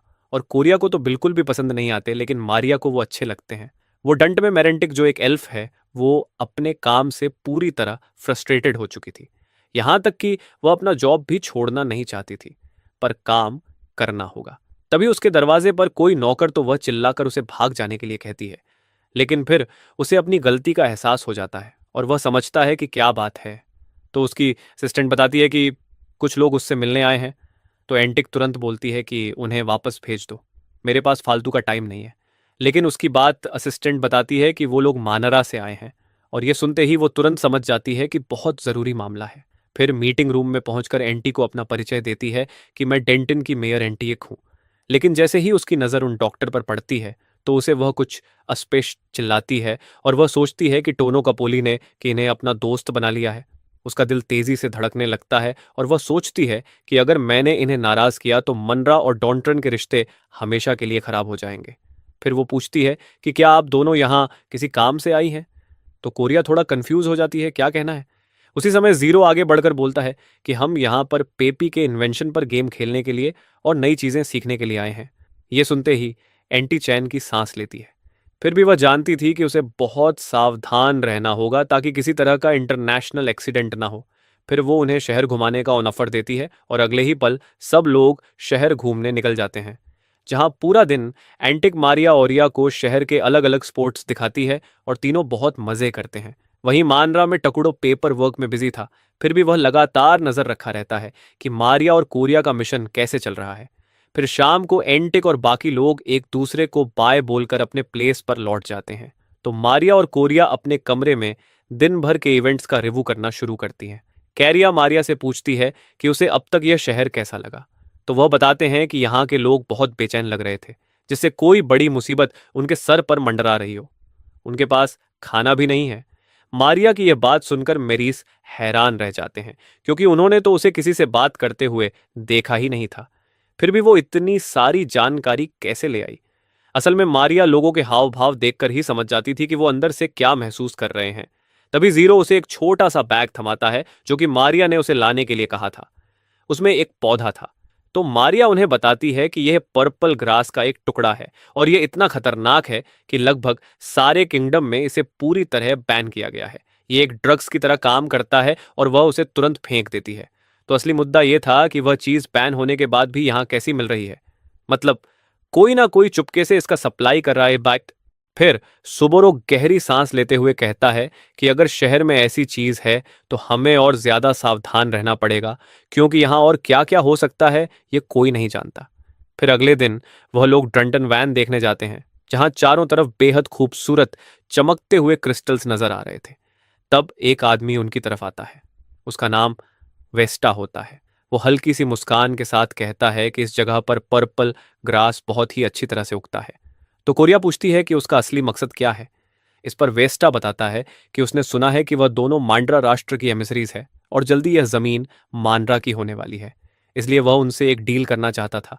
वह कहता है कि मैं चाहता हूं कि आप दोनों मेरे साथ मिलकर पर्पल ग्लास उगाने का काम करें। इस पर कोरिया फिर पूछती है इससे मांड्रा को क्या फायदा होगा, तो वह बताता है कि पर्पल ग्लास की मार्केट में बहुत ऊंची कीमत मिलती है और अगर वह उसके साथ काम करेंगी तो उन्हें भी मुनाफे का एक बड़ा हिस्सा मिलेगा। और इसके अलावा कि कुछ है, तो कोरिया तुरंत पूछती है कि उसका क्या मतलब है। तो वह वेस्टा धीरे से कहता है कि यह बातें यहां नहीं हो सकती और उन्हें दूसरी जगह बोलता है और उन्हें एक नक्शा दे देता है। कोरिया हल्का सा हिचकिचाती है, लेकिन आखिरकार वह नक्शा ले लेती है। वेस्टा जाते जाते एक बेहद अजीब बात कहता है कि मुझे बुरे लोगों के साथ काम करना ज्यादा पॉपुलर नहीं है और अभी का मेयर बहुत ही अजीब है, क्योंकि वह ग्रास बेचने से मना करती, लेकिन नया हेयर जरूर मेरा साथ देगा। फिर कुछ दिन बाद मारिया और केरिया एंटिक से दोबारा मिलते हैं, क्योंकि अब वह शहर छोड़ने वाली थी। तो वह लोग बातचीत करके एक दूसरे को गुड बाय बोलते हैं। तभी कमरे का दरवाजा अचानक खुलता है और वेस्टा दो गुंडों के साथ अंदर आ जाता है। तो एंटिक गुस्से में चिल्लाती है कि तुम्हारी हिम्मत कैसे हुई यहां आने की। लेकिन वेस्टा को इससे कोई फर्क नहीं पड़ता और वह कहता है कि मैं यहां अपना जवाब लेने आया हूं। तुम दोनों मुझसे मिलने क्यों नहीं आए? तो मारिया पूछती है कि क्या तुम पर्पल ग्रास वाली डील की बात कर रही हो? और यह सुनते ही एंटिक का चेहरा डर से पीला पड़ जाता है। वह तुरंत सोचने लगती है कि अगर वेस्टा ने किसी तरह मानरा को अपने साथ मिला लिया तो यह शहर पूरी तरह बर्बाद हो जाएगा। तुम्हारी अभी एंटिक का डर समझ जाती है और उसे चिंता करने से मना करती है। फिर वह वेस्टा से कहती है कि तुम्हें अभी तक समझ जाना चाहिए था कि हमें तुम्हारे बिजनेस में कोई दिलचस्पी नहीं है। फिर पूरिया एंटिक से पूछती है कि क्या हम इससे निपट सकते हैं, क्योंकि बिना अनुमति के कुछ करने पर यह एक इंटरनेशनल इंसिडेंट बन सकता है।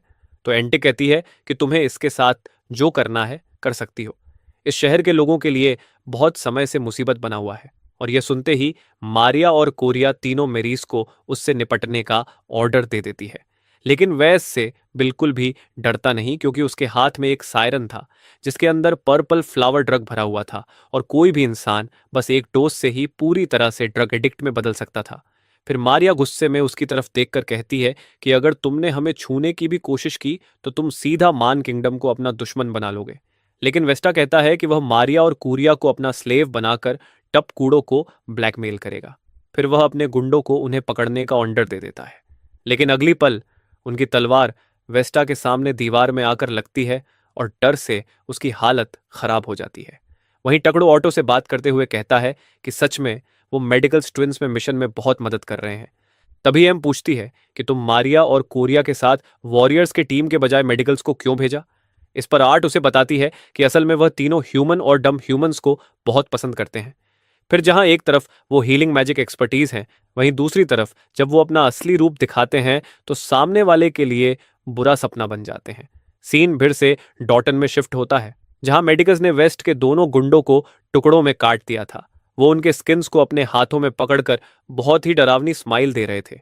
ये सब देखकर एंटिक डर के मारे जमीन पर बैठ जाती है। तो मारिया एंटिक के पास जाती है और उसे थोड़ा कंफर्ट करने की कोशिश करती है। वहीं वेस्टा घुटनों पर गिरकर दया की भीख मांगने लगता है। लेकिन कूरिया कहती है कि तुम्हारे ड्रग्स बेचने के धंधे में दखल नहीं देती, क्योंकि वह मेरी समस्या नहीं है। लेकिन तुमने मुझे और मेरी बहन को धमकी दी और हमारी महान किंग टकुड़ों का अपमान किया, तो अब तुम्हें मरना ही होगा। इसके साथ ही वह मैडिकस को उसे खत्म करने का आर्डर देती है। और कुछ ही मिनटों बाद तीनों मैडिकस वेस्टा की स्किन पहनकर मजे से घूम रहे, और यह सब देखकर एंटिक तो सिल्वे में होती है। तभी कोरिया उससे कहती है कि माफ करना, तुम्हारे ऑफिस को इस तरह गंदा कर दिया, क्या हमें क्लिंगविल का खर्चा देना होगा? इस पर एंटिक घबराहट में से हिलाकर कहती है कि नहीं, इसकी कोई जरूरत नहीं है। इसके बाद ग्रुप जैसे ही मानरा वापस लौटता है तो उन्हें तुरंत मीटिंग के लिए बुला दिया जाता है। वहां ऑटो गुस्से में टकड़ों से पूछती है कि तुमने उन्हें इतना खतरनाक काम करने से रोका, तुम नहीं, तुम तो यह सब लाइव देख रहे थे। तो टकड़ो जवाब देता है कि मैं उन्हें बीच में दखल देना नहीं चाहता था। तो ऑटो जोर से मेज पर हाथ मारते हुए चिल्लाती है कि मैंने इन्हें वायलेंस करने से मना किया था, लेकिन इन लोगों ने तो हद ही कर दी। मारने का तो ठीक है, लेकिन उसका स्किन उतारना, और वो भी एक एंटी के सामने, उसकी आवाज से पूरा कमरा खामोश हो जाता है। और ऑन्टो उन्हें आदेश देती है कि तुम सब एक लंबे ऐसे लिखोगे कि अगली बार से यह हरकत नहीं होगी। फिर कुछ घंटे बाद सब लोग मीटिंग रूम में इकट्ठा होते हैं, जहां डेंडन की सिचुएशन पर चर्चा शुरू होती है, जिसकी हालत बहुत ही खराब थी। वहां भूखमरी और क्रिमिनल एक्टिविटीज बढ़ती जा रही हैं। साथियों पर लगातार हमले हो रहे हैं। वहां जॉइंट्स ने पूरी तरह से तबाही मचा रखी है, और हर गुजरते दिन के साथ उनके हमले की संख्या बढ़ती रही। इसी वजह से शहर डिफेंस धीरे धीरे कमजोर पड़ते जा रहा है। फिर मल्टर कहता है कि वहां के लोग लगातार लड़ाई से थक गए हैं, इसलिए उनकी परफॉर्मेंस अब कम हो रही है, और अगर कुछ नहीं किया तो जल्दी जॉनन पूरी तरह तबाह हो जाएगा। तो गेयर तुरंत सुझाव देता है कि हमें बड़ी संख्या में एफ भेजनी चाहिए, ताकि शहर की डिफेंस को मजबूत किया जा सके। इस पर एमिल कहती है कि ऐसे करने से हमारी फार्मिंग और कंस्ट्रक्शन सेक्टर में सीधा असर पड़ेगा, और वहां स्टाफ की भारी कमी हो जाएगी। तभी ऑटू बोलती है कि मैं खुद इस मिशन में जाऊंगी, तो हमें इतने ज्यादा सोल्जर्स भेजने की जरूरत नहीं होगी। यह सुनकर पूरे कमरे में सन्नाटा छा जाता है, क्योंकि अब ऑटो के कारण यह मिशन अब एक हाई स्टक्स बैटल में बदल चुका है। लेकिन फिर जब वह ऑटो के स्किल के बारे में सोचते हैं तो यह फैसला उन्हें सही लगता है, और मल्टर ऑटो की एब्सेंस में उसका काम करने के लिए तैयार हो जाता है। लेकिन एमिल थोड़ी टेंशन में होती है, क्योंकि मांड्रा की सुरक्षा R2 और टकुड़ों के हाथों में नहीं थी। इसलिए अगर उन पर हमला होता है तो वह खुद को बचा नहीं पाएंगे। लेकिन टकुड़ों ने पहले ही इसका हल सोच रखा था। वह सबको बताता है कि वह बहुत ही जल्द एक हीरो समन करने वाला है, जिसका नाम आइसला होगा, और इस तरह से वह पूरा प्लान बना लेते हैं। लेकिन टकड़ो थोड़ा हैरान था कि यह सब इतने अच्छे से हो गया, क्योंकि जब वो हॉस्पिटल में गेम खेलता था तो उसे हर चीज अकेले ही प्लान करनी पड़ती थी। लेकिन कई लोग उसकी मदद कर रहे थे। फिर मीटिंग खत्म होने के बाद टकड़ो हीरो को समन करने के लिए बाहर जाता है, और वहां सारी रिसोर्सेज का भी तैयार थी। इसी बीच मारिया और कोरिया उससे पूछते हैं कि आइसला किसकी इंसान होगी। लेकिन टकड़ो को खुद नहीं पता था, क्योंकि यह पहली बार इस दुनिया में हीरो को सुमन कर रहा था। फिर टकड़ो समलिंग प्रोसेस शुरू करता है, और हवा में एक चमकता हुआ ककून बन जाता है। और थोड़ी देर में जैसे ही आइसला बाहर आती है तो टकड़ो के सामने अपना सर झुका लेती है, और अपना परिचय देती है कि वह सभी कीटों की रानी है। और वह पहचान लेती है कि यह वही टकुड़ो है जो सालों तक उस गेम को खेलता था। तभी आतू बीच में आ जाती है और आइसला से पूछती है कि क्या वह सच में टकुड़ों की सेवा करने वाली है। तो आइसला उसे देखकर मुस्कुरा देती है, उसके सिर पर हल्के से हाथ फहराती है, जिससे आटू शर्मा जाती है और गुस्से में कहती है कि बस इस सवाल का अब जवाब दो। तो आइसला कहती है कि वह टकोड़ों को जरूर सर्व करें। कुछ देर बाद टकड़ो आटू और आइसला पैलेस में होते हैं, जहां टकोड़ो आइसला को सारी हालात समझा देता है कि उसे मानरा की रक्षा करनी है, जबकि आटू मिशन के लिए बाहर जाएगी। और यहां आटू इमोशनल हो जाती है, क्योंकि वह पहली बार इतना टाइम के लिए टकड़ों से दूर रहने वाली थी। इसलिए वह दोनों एक दूसरे को बहुत मिस करने वाले थे। फिर अगली सुबह आरटीओ कुछ सोल्जर्स के साथ डंट ट्रेन के लिए रवाना हो जाती है, और मांड्रा की रक्षा की जिम्मेदारी अब पूरी तरह से आइसला पर थी। फिर दोपहर हो जाती है, लेकिन टकड़ो अब भी अपने थ्रोन पर गहरी नींद से सो रहा था।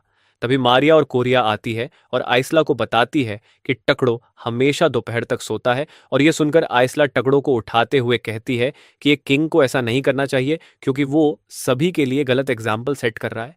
जिससे टकड़ो थोड़ी शर्मिंदा महसूस करता है और प्रॉमिस करता है कि वो अपनी पूरी कोशिश करेगा जल्दी उठने की। फिर आइसला को टकोड़ो से रिक्वेस्ट करती है कि वह एक दिन के लिए मारिया और कायरिया को उसके साथ भेजें ताकि वह लोग उसे इस जगह के बारे में अच्छे से बता सके। तो टकड़ो इस बात के लिए हाँ कर देता है। फिर आइसला उसे याद दिलाती है कि कुछ ही देर में उसकी एक मीटिंग है। तभी एमिल वहां आती है तो सभी लोग बाहर चले जाते हैं और एमिल टकड़ो को उस हफ्ते के लेबर रिपोर्ट दिखाती है। फिर टकड़ो कागज तो ले लेता है, लेकिन अंदर ही अंदर बहुत नर्वस हो जाता है क्योंकि पहली बार वो एमिल से अकेले बात कर रहा था। तभी एमिल उसे इतना शांत देखकर पूछती है कि क्या रिपोर्ट में कोई गड़बड़ है। तो टकोड़ो तुरंत मना कर देता है कि यह पूरी तरह ठीक है। अगले हफ्ते से रिसोर्स इकट्ठा करने की मात्रा थोड़ी कम कर दो। तो एमिल कहती है कि ठीक है, मैं यह बदलाव कर दूंगी। और टकोड़ो बस इतनी बातचीत में ही थक जाता है, जबकि उसे अभी दिन भर में कई मीटिंग्स अटेंड करनी थी। वहीं आसला और जुड़वा बहनें मानरा का टूर कर रही होती हैं। सबसे पहले वो उस गवर्नमेंट ऑफिस दिखाती हैं जहां सारा पेपर हॉक संभाला जाता है। लेकिन तभी वह लोग एमली को थोड़ा परेशान देती हैं। तो आइसला उससे पूछती है कि क्या हुआ। इस पर एमली बताती है कि जियो ट्रेनिंग इक्विपमेंट का बहुत ज्यादा इस्तेमाल कर रहा है, इससे मेरा पूरा मंथली बजट गड़बड़ा गया है। तो आइसला एमली को शांत करवाते हुए कहती है कि सब ठीक हो जाएगा और वह खुद जियो से इस बारे में बात करेगी। और इसी बात से एमली परेशान थी। तो आइसला उसके पास जाती है और कहती है कि तुम्हें उन्हें इक्विपमेंट बर्बाद करने की जरूरत नहीं है। तो जियो कहता है कि मैं बस ट्रेनिंग के टाइम थोड़ा ज्यादा एक्साइटेड हो गया था। इस पर आइसला अगली बार से उसे सावधान रहने के लिए कहती है। तभी अचानक एक घंटी बजती है। तो आइसला पूछती है कि यह साउंड किस चीज का है। इस पर मारिया और कोरिया बताती है कि इसका मतलब कि डिनर का टाइम हो गया है। फिर सब लोग एक पास इकट्ठा हो जाते हैं जहां सबके लिए एक साथ खाना परोसा जाता है। डार्क सेल्स आइसला को खास शाहिदाबाद परोसते हैं, लेकिन वह उसके लिए मना कर देती है और कहती है कि मैं आप लोगों की तरह ही नॉर्मल खाना खाना चाहती हूँ। फिर रात में आइसला अकेले शहर में घूम रही होती है। तभी उसे कहीं से रोने की आवाज़ सुनाई देती है और जब वह वहां जाती है तो यह देखकर चौंक जाती है कि मारिया और कारिया कोने में डूब कर रो रही है। आइसला उनसे पूछता है कि क्या हुआ है। तो दोनों बताते हैं कि सपने में हमारी माँ आई थी। हालांकि जब से हम टकोड़ों से मिले हैं, ऐसे ड्रीम्स बहुत कम आते हैं। ये जानकर आइसला को उनकी चिंता होने लगती है और वह कहती है कि आज रात मैं यहीं रहूंगी। जो सुनकर दोनों बहनें बहुत अच्छा फील करती हैं। अगली सुबह एसला टकुड़ा से मिलने जाती है। वह दोनों डिस्कस करते हैं कि वह लोग एक लर्निंग इंस्टीट्यूट खोलेंगे। इसी दौरान आइसला टकड़ों से पूछती है कि ऑटो वहां कैसी है। तो टकड़ो अपनी पावर से देखता है कि ऑटो इस वक्त एक बहुत ही इंटरेस्टिंग सिचुएशन में फंसी हुई है। वो थोड़ा एक्साइटेड हो जाता है क्योंकि ऑटो के सामने दर्जनों जॉइंट्स पूरी स्पीड में उसकी तरफ आ रहे थे। किसी और के लिए बहुत डरावना होता, लेकिन ऑटो के लिए यह बस एक मामूली सी बात थी। वह बस अपने टेंटिकल्स निकालती है और कुछ ही सेकंड्स में उन सब जॉइंट्स के शरीर के टुकड़े टुकड़े होकर जमीन पर गिर जाते हैं। यह नज़ारा देखकर एंटिक हैरान के साथ साथ डर भी जाती है। तो आटू उसे थोड़ा ब्रेक लेने के लिए कहती है। इसके बाद ऑटू मोल्टर के पास चली जाती है। ट्रैक्टन के लोग उनके साथ बहुत ही अच्छी तरीके से पेश आ रहे थे। कुछ लोग आटू को ड्रिंक लाकर देते हैं ताकि वह रिलैक्स कर सके। मोल्टर को तो लगा था कि उसकी असली फॉर्म देखने के बाद लोग उसे डरेंगे, लेकिन हैरानी की बात थी कि ऐसा कुछ भी नहीं था। असल में जब आचू ने पहली बार अपनी असली फॉर्म दिखाई थी तो पीपा ने उसकी तुलना एक ऑक्टोपस से कर दी थी। तो अब सब लोग उसे बस एक ऑक्टोपस डेमी ह्यूमन समझते थे। थोड़ी देर बाद मोल्टर पूछता है कि जॉइंट्स की स्किल को हार्वेस्ट करने वाला तुम्हारा प्लान कैसा चल रहा है। तो ऑटो मुस्कुराकर कहती है कि सब कुछ उम्मीद से भी ज्यादा अच्छा चल रहा है। जॉइंट के पास जितनी स्किल थी वो उसकी सोच से कहीं ज्यादा पावरफुल थी, लेकिन उसे अब तक यह समझ में नहीं आया कि इतने स्ट्रांग स्किल उन जॉइंट्स को कैसे मिले। तभी अचानक ऑटो को कुछ अजीब सा महसूस होता है। वो मुड़कर देखती है तो दूर से एक और जॉइंट सीधा शहर की तरफ बढ़ता हुआ नजर आता है। वो लोग इस बात से परेशान होते हैं कि जॉइंट्स की मौजूदगी को तब तक सेंस नहीं किया जा सकता था जब तक कि वह शहर के बिल्कुल पास ना जाए। कुछ देर बाद एंटिक भागते हुए ऑटो के पास आती है और उसे जॉइंट के बारे में बताती है, लेकिन ऑटो उसे आराम करने के लिए कहती है और बिजली की तरह बैटल फील्ड की तरफ दौड़ जाती है। तो एंटिक को उसकी फिक्र होने लगती है, लेकिन मल्टर उसे भरोसा दिलाता है कि इतना कमजोर जॉइंट आर को कभी हरा नहीं सकता। मगर सिर्फ खड़े रहकर देखना मोल्टर को बोरिंग लग रहा था, तो वह भी मदद करने का सोचता है। वह अपना स्टाफ उठा सीखी हुई मैजिक का इस्तेमाल करके लॉर्ड ओएनएफ रूइन स्पेल कास्ट करता है। इस स्पेल से जॉइंट के चारों तरफ डार्क मिस्ट फैल जाता है जिससे वो कमजोर हो जाते हैं। तो ऑटो तुरंत इसका फायदा उठाते हुए अपनी तलवार निकालती है और उसे जॉइंट को एक ही बार में बीच से दो टुकड़े में काट देती है। लेकिन तभी उसे कुछ अजीब होता है। जॉइंट का शरीर अचानक गायब हो जाता है और उसी जगह ढेर सारे गोल्ड कॉइन्स जमीन पर बिखर जाते हैं। ऑटो तुरंत ये बात टकड़ों को बताती है तो टकड़ो चौंक कर कहता है कि उसे बिल्कुल भी आइडिया नहीं है कि ऐसा क्यों हुआ, क्योंकि उसकी गेम के दौरान ऐसा कभी नहीं हुआ था। फिर ऑटो मल्टर से भी पूछती है कि क्या उसे इसके बारे में कुछ पता है, लेकिन उसके लिए यह भी पहली बार था जब उसने किसी मॉन्सर के मरने के बाद कॉइन्स देखे थे। तभी टकड़ों को एक आइडिया आता है। वो ऑटो से कहता है कि वो उसकी विजन शेयर करें ताकि वह खुद उन कॉइन्स को देख सके। फिर आटू वैसा ही करती है और जैसे ही टकड़ो उन कॉइन्स को देखता है तो उसे याद आता है कि यह डिज उसने एक आरपीजी गेम ब्रेव क्विस्ट में देखा था। उस गेम में भी बिल्कुल ऐसे ही कॉइन्स हुआ करते थे। फिर सीन बदलता है और उत्तरी हिस्से में सेंट और उसके नाइट्स एक ऐसे शहर से गुजर रहे थे जिसे हाल ही में हरिगनों ने पूरी तरह तबाह कर दिया था। वो लोग उस जगह की जांच कर रहे होते हैं। तभी अचानक से सारे नाइट्स मारे जाते। इस खून खराबे के पीछे कोई और नहीं बल्कि अराकीनो ही था। यह 17वीं बार सेंट का पाला अराकीनो से पड़ रहा था। वो बहुत ही हैरान थे कि ये औरत आखिरी बार मरती क्यों नहीं। तो अराकीनो कहती है कि मैं 17 बार मर चुकी हूं, लेकिन हर बार मैं वापस आ जाती हूं।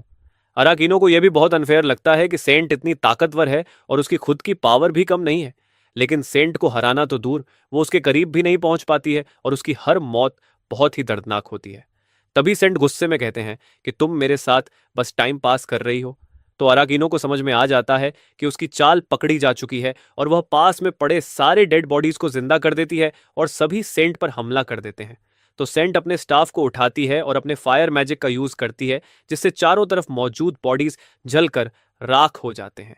इसके बाद वह तेजी से जाकर सीधा अराकीनो के छाती में स्टाफ घूम देती है। यह 18वीं बार सेंट ने अराकीनो को मारा था, लेकिन वो जानती थी कि अराकीनो दोबारा वापस जरूर आएगी, इसलिए वह उसे पूरी तरह से खत्म करने के लिए कोई रास्ता ढूंढने का सोचती है। वहीं डेड ट्रेन ने अचानक शहर के पास जॉइंट्स की एक विशाल आर्मी प्रकट होती है, जिससे गेट पर तैनात सारे गार्ड्स पूरी तरह घबरा जाते हैं। उन्होंने आज तक इतने सारे जॉइंट्स को एक साथ कभी देखा नहीं था। अब तक टकोड़ों को भी समझ में आ जाता है कि ये लोग ब्रेव क्वेस्ट की दुनिया से आए हैं। उस गेम में खिलाड़ी हीरो की तरह खेलता है और उसका लक्ष्य होता है कि डीमन लॉर्ड को हराना। उस गेम में एक अनाउंसमेंट रैंडमली जनरेट होते, इसलिए कोई वार्निंग सिग्नल नहीं मिलता और अभी भी बिल्कुल वैसा ही हो रहा था। आइसलैंड ने भी कभी नहीं सोचा था कि उनके दुश्मन दूसरे गेम से भी आ सकते हैं। एटर्नल नेशंस और ब्रेव क्वेस्ट दोनों ही गेम के सिस्टम एक दूसरे से बिल्कुल अलग थे, मगर टकोड़ो को दोनों गेम का एक्सपीरियंस था, इसलिए वह जानता था कि इस खतरे को कैसे हैंडल करना है। ड्रैगन पर इस हमले के पीछे दो लोग थे। थमन और आइस रॉक दोनों अपनी प्लानिंग पर चर्चा कर रहे थे। उनका लक्ष्य था कि वो इस जगह को जीतकर डीमन लॉर्ड के अधीन कर दें, और जब उन्हें इस दुनिया में समन किया था तो यह मौजूद सारे गोब्स और जॉइंट्स तुरंत ही उनकी डीमन आर्मी में शामिल हो गए थे। लेकिन आइस रॉक सोच में पड़ जाता है। वो कहता है कि हमने तो अपनी पूरी जिंदगी ब्रेवफास्ट की दुनिया को जीतने में लगा दी थी, तो क्या अब हमें उसे छोड़कर इस नई दुनिया पर कब्जा करना होगा। तो फ्लेमिंग कहता है कि इस समय हमारे लिए सिर्फ डीमन लॉर्ड का आदेश मायने रखती है। इसके बाद वो ड्रैक्ट शहर को पूरी तरह निपटाने का फैसला करते हैं। फिर आइस रॉक अपने सारे मॉन्सर को आदेश देता है कि पूरे शहर को ट्रैक कर दो। तो सारे मॉन्सर आगे बढ़ने लगते हैं। रॉक फ्लेमिन से पूछता है कि क्या तुम हमारे साथ लड़ाई में शामिल नहीं होंगे। तो फ्लेमिन कहता है कि नहीं, इस बैटल को तुम ही लीड करो। फिर आइस रॉक भी बैटलफील्ड में उतर जाता है और उधर फ्लेमिन अपनी सेकेंडरी गोल पर काम शुरू करने की सोचता है। लेकिन तभी बैटलफील्ड पर अचानक घना काला धुआं छा जाता है और सारे मॉन्सर घुटनों से तड़पने लगते हैं। बैटलफील्ड पर अचानक फैले काले धुएं से हर जगह हाहाकार मच जाता है। आइस रॉक और उसका असिस्टेंट मेज ओस्लो पहले तो डर जाते हैं, क्योंकि उन्होंने ऐसा जादू पहले कभी देखा नहीं था। लेकिन धीरे धीरे ओस्लो को समझ में आती है कि सारे न्यूट्रल मॉन्स्टर एकदम घुटने से तड़प रहे थे, जबकि एलडेमस जैसे आइस रॉक और वो खुद और भी मजबूत हो रहे थे। और तभी कुछ काले टेंटिकल्स ओस्लो के पीछे से निकलते हैं और सीधा उसके पेट में आर पार हो जाते हैं। वह तुरंत ही जमीन पर गिर जाता है। उसका काम खत्म करके आओ अपना पूरा ध्यान आइस रॉक की तरफ लगाती है।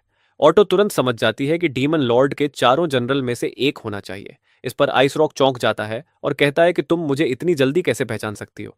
इस पर ऑटो जवाब देती है कि मैं एटरन नेशन की एक हीरो हूं और मैं अभी यहाँ के सभी लोगों को मार डालूंगी। वहीं डेट्रिन शहर में एंटिक सभी सैनिकों को इकट्ठा करती है और तीर चलाने का आदेश देती है, लेकिन इन पर तीरों का कोई असर नहीं होता। ये देखकर एंटिक तुरंत सभी लोगों को शहर से बाहर निकालने का आदेश देती है कि हम सब शहर को छोड़ रहे हैं। तभी मोल्टर वहां पहुंचता है और हंसते हुए कहता है कि तुम इतनी आसानी से हार मारने की सोच रही हो। इस पर एंटिक चढ़कर जवाब देती है कि बस यही एक तरीका है जिससे हम लोगों की जान बचा सकते हैं। फिर मोल्टर कहता है कि चिंता मत करो, ऑटो पहले से ही बैटलफील्ड पर मौजूद है और वह जल्दी ही उन्हें हरा देगी। एंटी को यकीन नहीं हो रहा था कि इतनी खतरनाक स्थिति में भी मल्टर इतना शांत कैसे रह सकता है। वह बैटलफील्ड की ओर देखती है और उसकी आंखें फटी की फटी रह जाती हैं। वहां R2 दुश्मन सेना को अकेले ही तबाह कर रही थी। एंटिक अब सोचने लगती है कि आखिर मांद्रा की ताकत कितनी ज्यादा है। वही बैटलफील्ड पर आज तेजी से इधर उधर दौड़ रही थी कि आइस रॉक एक बार भी उस पर सीधा हमला नहीं कर पा रहा था। वो मॉन्सर को एक एक करके खत्म करती जा रही थी, जो देखकर आइस रॉ पूरी तरह हैरान था। असल में ऑटो तकोड़ों की बनाई हुई क्लैन को फॉलो कर रही थी। ब्रेव क्वेस्ट की लड़ाई छोटे स्तर तक ही सीमित रहती थी, लेकिन एटर्नल नेशन एक सिविलाइजेशन सिमुलेटर था, इसलिए ऑटो जैसे कैरेक्टर्स का अटैक रेंज ब्रेव क्वेस्ट वालों से कहीं ज्यादा था। आइस रॉक गुस्से में चिल्लाता है कि तुम हमारी प्लानिंग में दखल क्यों दे रहे हो? तुम लोग भी ईवल हो, तुम्हें हमारे डीमन लॉर्ड की सेवा करनी चाहिए।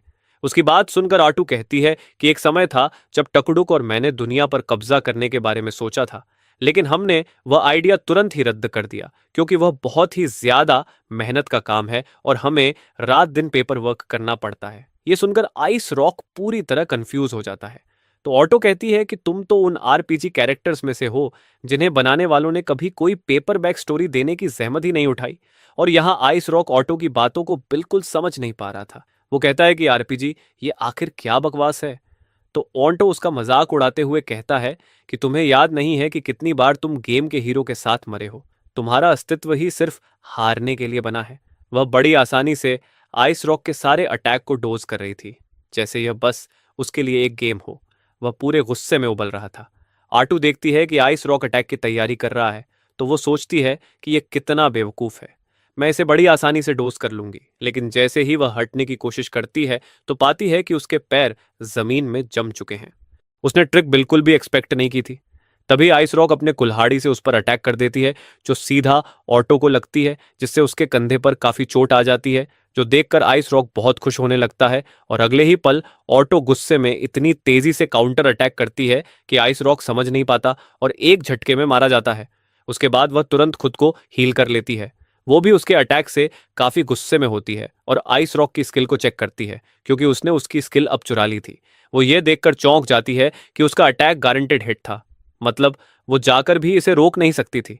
अब यह सब खत्म होने के बाद आतुर तुरंत टकड़ा को रिपोर्ट देने की कोशिश करती है, लेकिन जैसे ही वह कॉल करने लगती है उसके होश उड़ जाते हैं।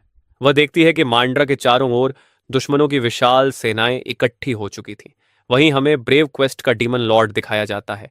वो अपनी नए कासिल को कंस्ट्रक्ट कर रहा होता है। दूसरी तरफ मांड्रा में एक डार्क हेल्थ गार्ड भागते हुए टेकड़ों के ऑफिस आ जाता है। वह घबराकर बताता है कि दुश्मन की आर्मी हमारी तरफ बढ़ रही है, लेकिन टकड़ो शांत बैठा रहता है क्योंकि उसे पहले से ही सब पता था। वह जरा सा भी परेशान नहीं होता। यह गार्ड को बताती है कि टकोड़ों के पास एक खास एबिलिटी है जिससे वह अपने किंगडम में हो रही हर चीज को जान सकता है। इसलिए जैसे ही दुश्मन की आर्मी जंगल के पास पहुंची तो टकोड़ो तुरंत जियो को मेन फोर्स के साथ उन्हें रोकने का आदेश दे दिया। यह सुनकर मारिया और कोरिया थोड़ी चिंतित हो जाती हैं और टकोड़ो से पूछती है कि क्या मार्रा किसी खतरे में है, लेकिन टकोड़ो उन्हें चिंता करने से मना करता है। इसी बीच आइजला पूछती है कि क्या यह डीमन लॉर्ड कहीं तुम्हारी तरह कोई और क्लियर तो नहीं। इस पर टकोड़ो जवाब देता है कि मुझे परवाह नहीं है, मैं हमेशा शांति चाहता था, लेकिन जब आर ने उनके 4 जनरल्स में से एक को मार डाला तो उन्होंने सीधा मेरे किंगडम पर हमला करने का फैसला किया, इसलिए अब मैं किसी पर रहम नहीं करूंगा। टकड़ों के आर्मी में इस समय जियो और उसकी dark elf warriors healing ability वाले मेकिस और आइजला के द्वारा बनाए गए लार्व थे, और इन सब की मदद से वह इस आर्मी को आसानी से रोक सकता था। कुछ ही देर बाद टकड़ों को एमिल का मैसेज मिलता है। वह बताते हैं कि जिन सिविलियंस को लड़ाई नहीं लड़नी उन्हें सुरक्षित जगह पहुंचा दिया जाए। यह सुनकर टकड़ों को राहत मिलती है। फिर जियो फ्रंट लाइन में कॉल करता है और बताता है कि हमारे सामने लगभग 1000 दुश्मन सैनिक हैं, जिनमें से ऑर्क्स, गोबलिन और कुछ अजीब तरह के क्रिएचर शामिल है। फिर टकोड़ो कहता है कि अभी तुम्हारा फोकस कैपिटल को प्रोटेक्ट करने के लिए होना चाहिए। लेकिन इधर टकोड़ो सोच में पड़ जाता है कि 1,000 सैनिक है। ये उसकी उम्मीद से कहीं ज्यादा है। ये बैटल आसान नहीं था, लेकिन उनके पास अभी रिसोर्स का अच्छा स्टॉक था, और क्योंकि टकड़ों को ब्रेस्ट की दुनिया के बारे में सब पता है, ये उसके लिए एक बड़ी एडवांटेज है। आइसला टकड़ों से पूछती है कि क्या तुम इन रिसोर्सेज का इस्तेमाल नए ट्रैप्स बनाने के लिए करोगे? तो टकड़ो कहता है कि नहीं, मैं ये सारे रिसोर्सेज तुम्हारे ऊपर इन्वेस्ट करूंगा।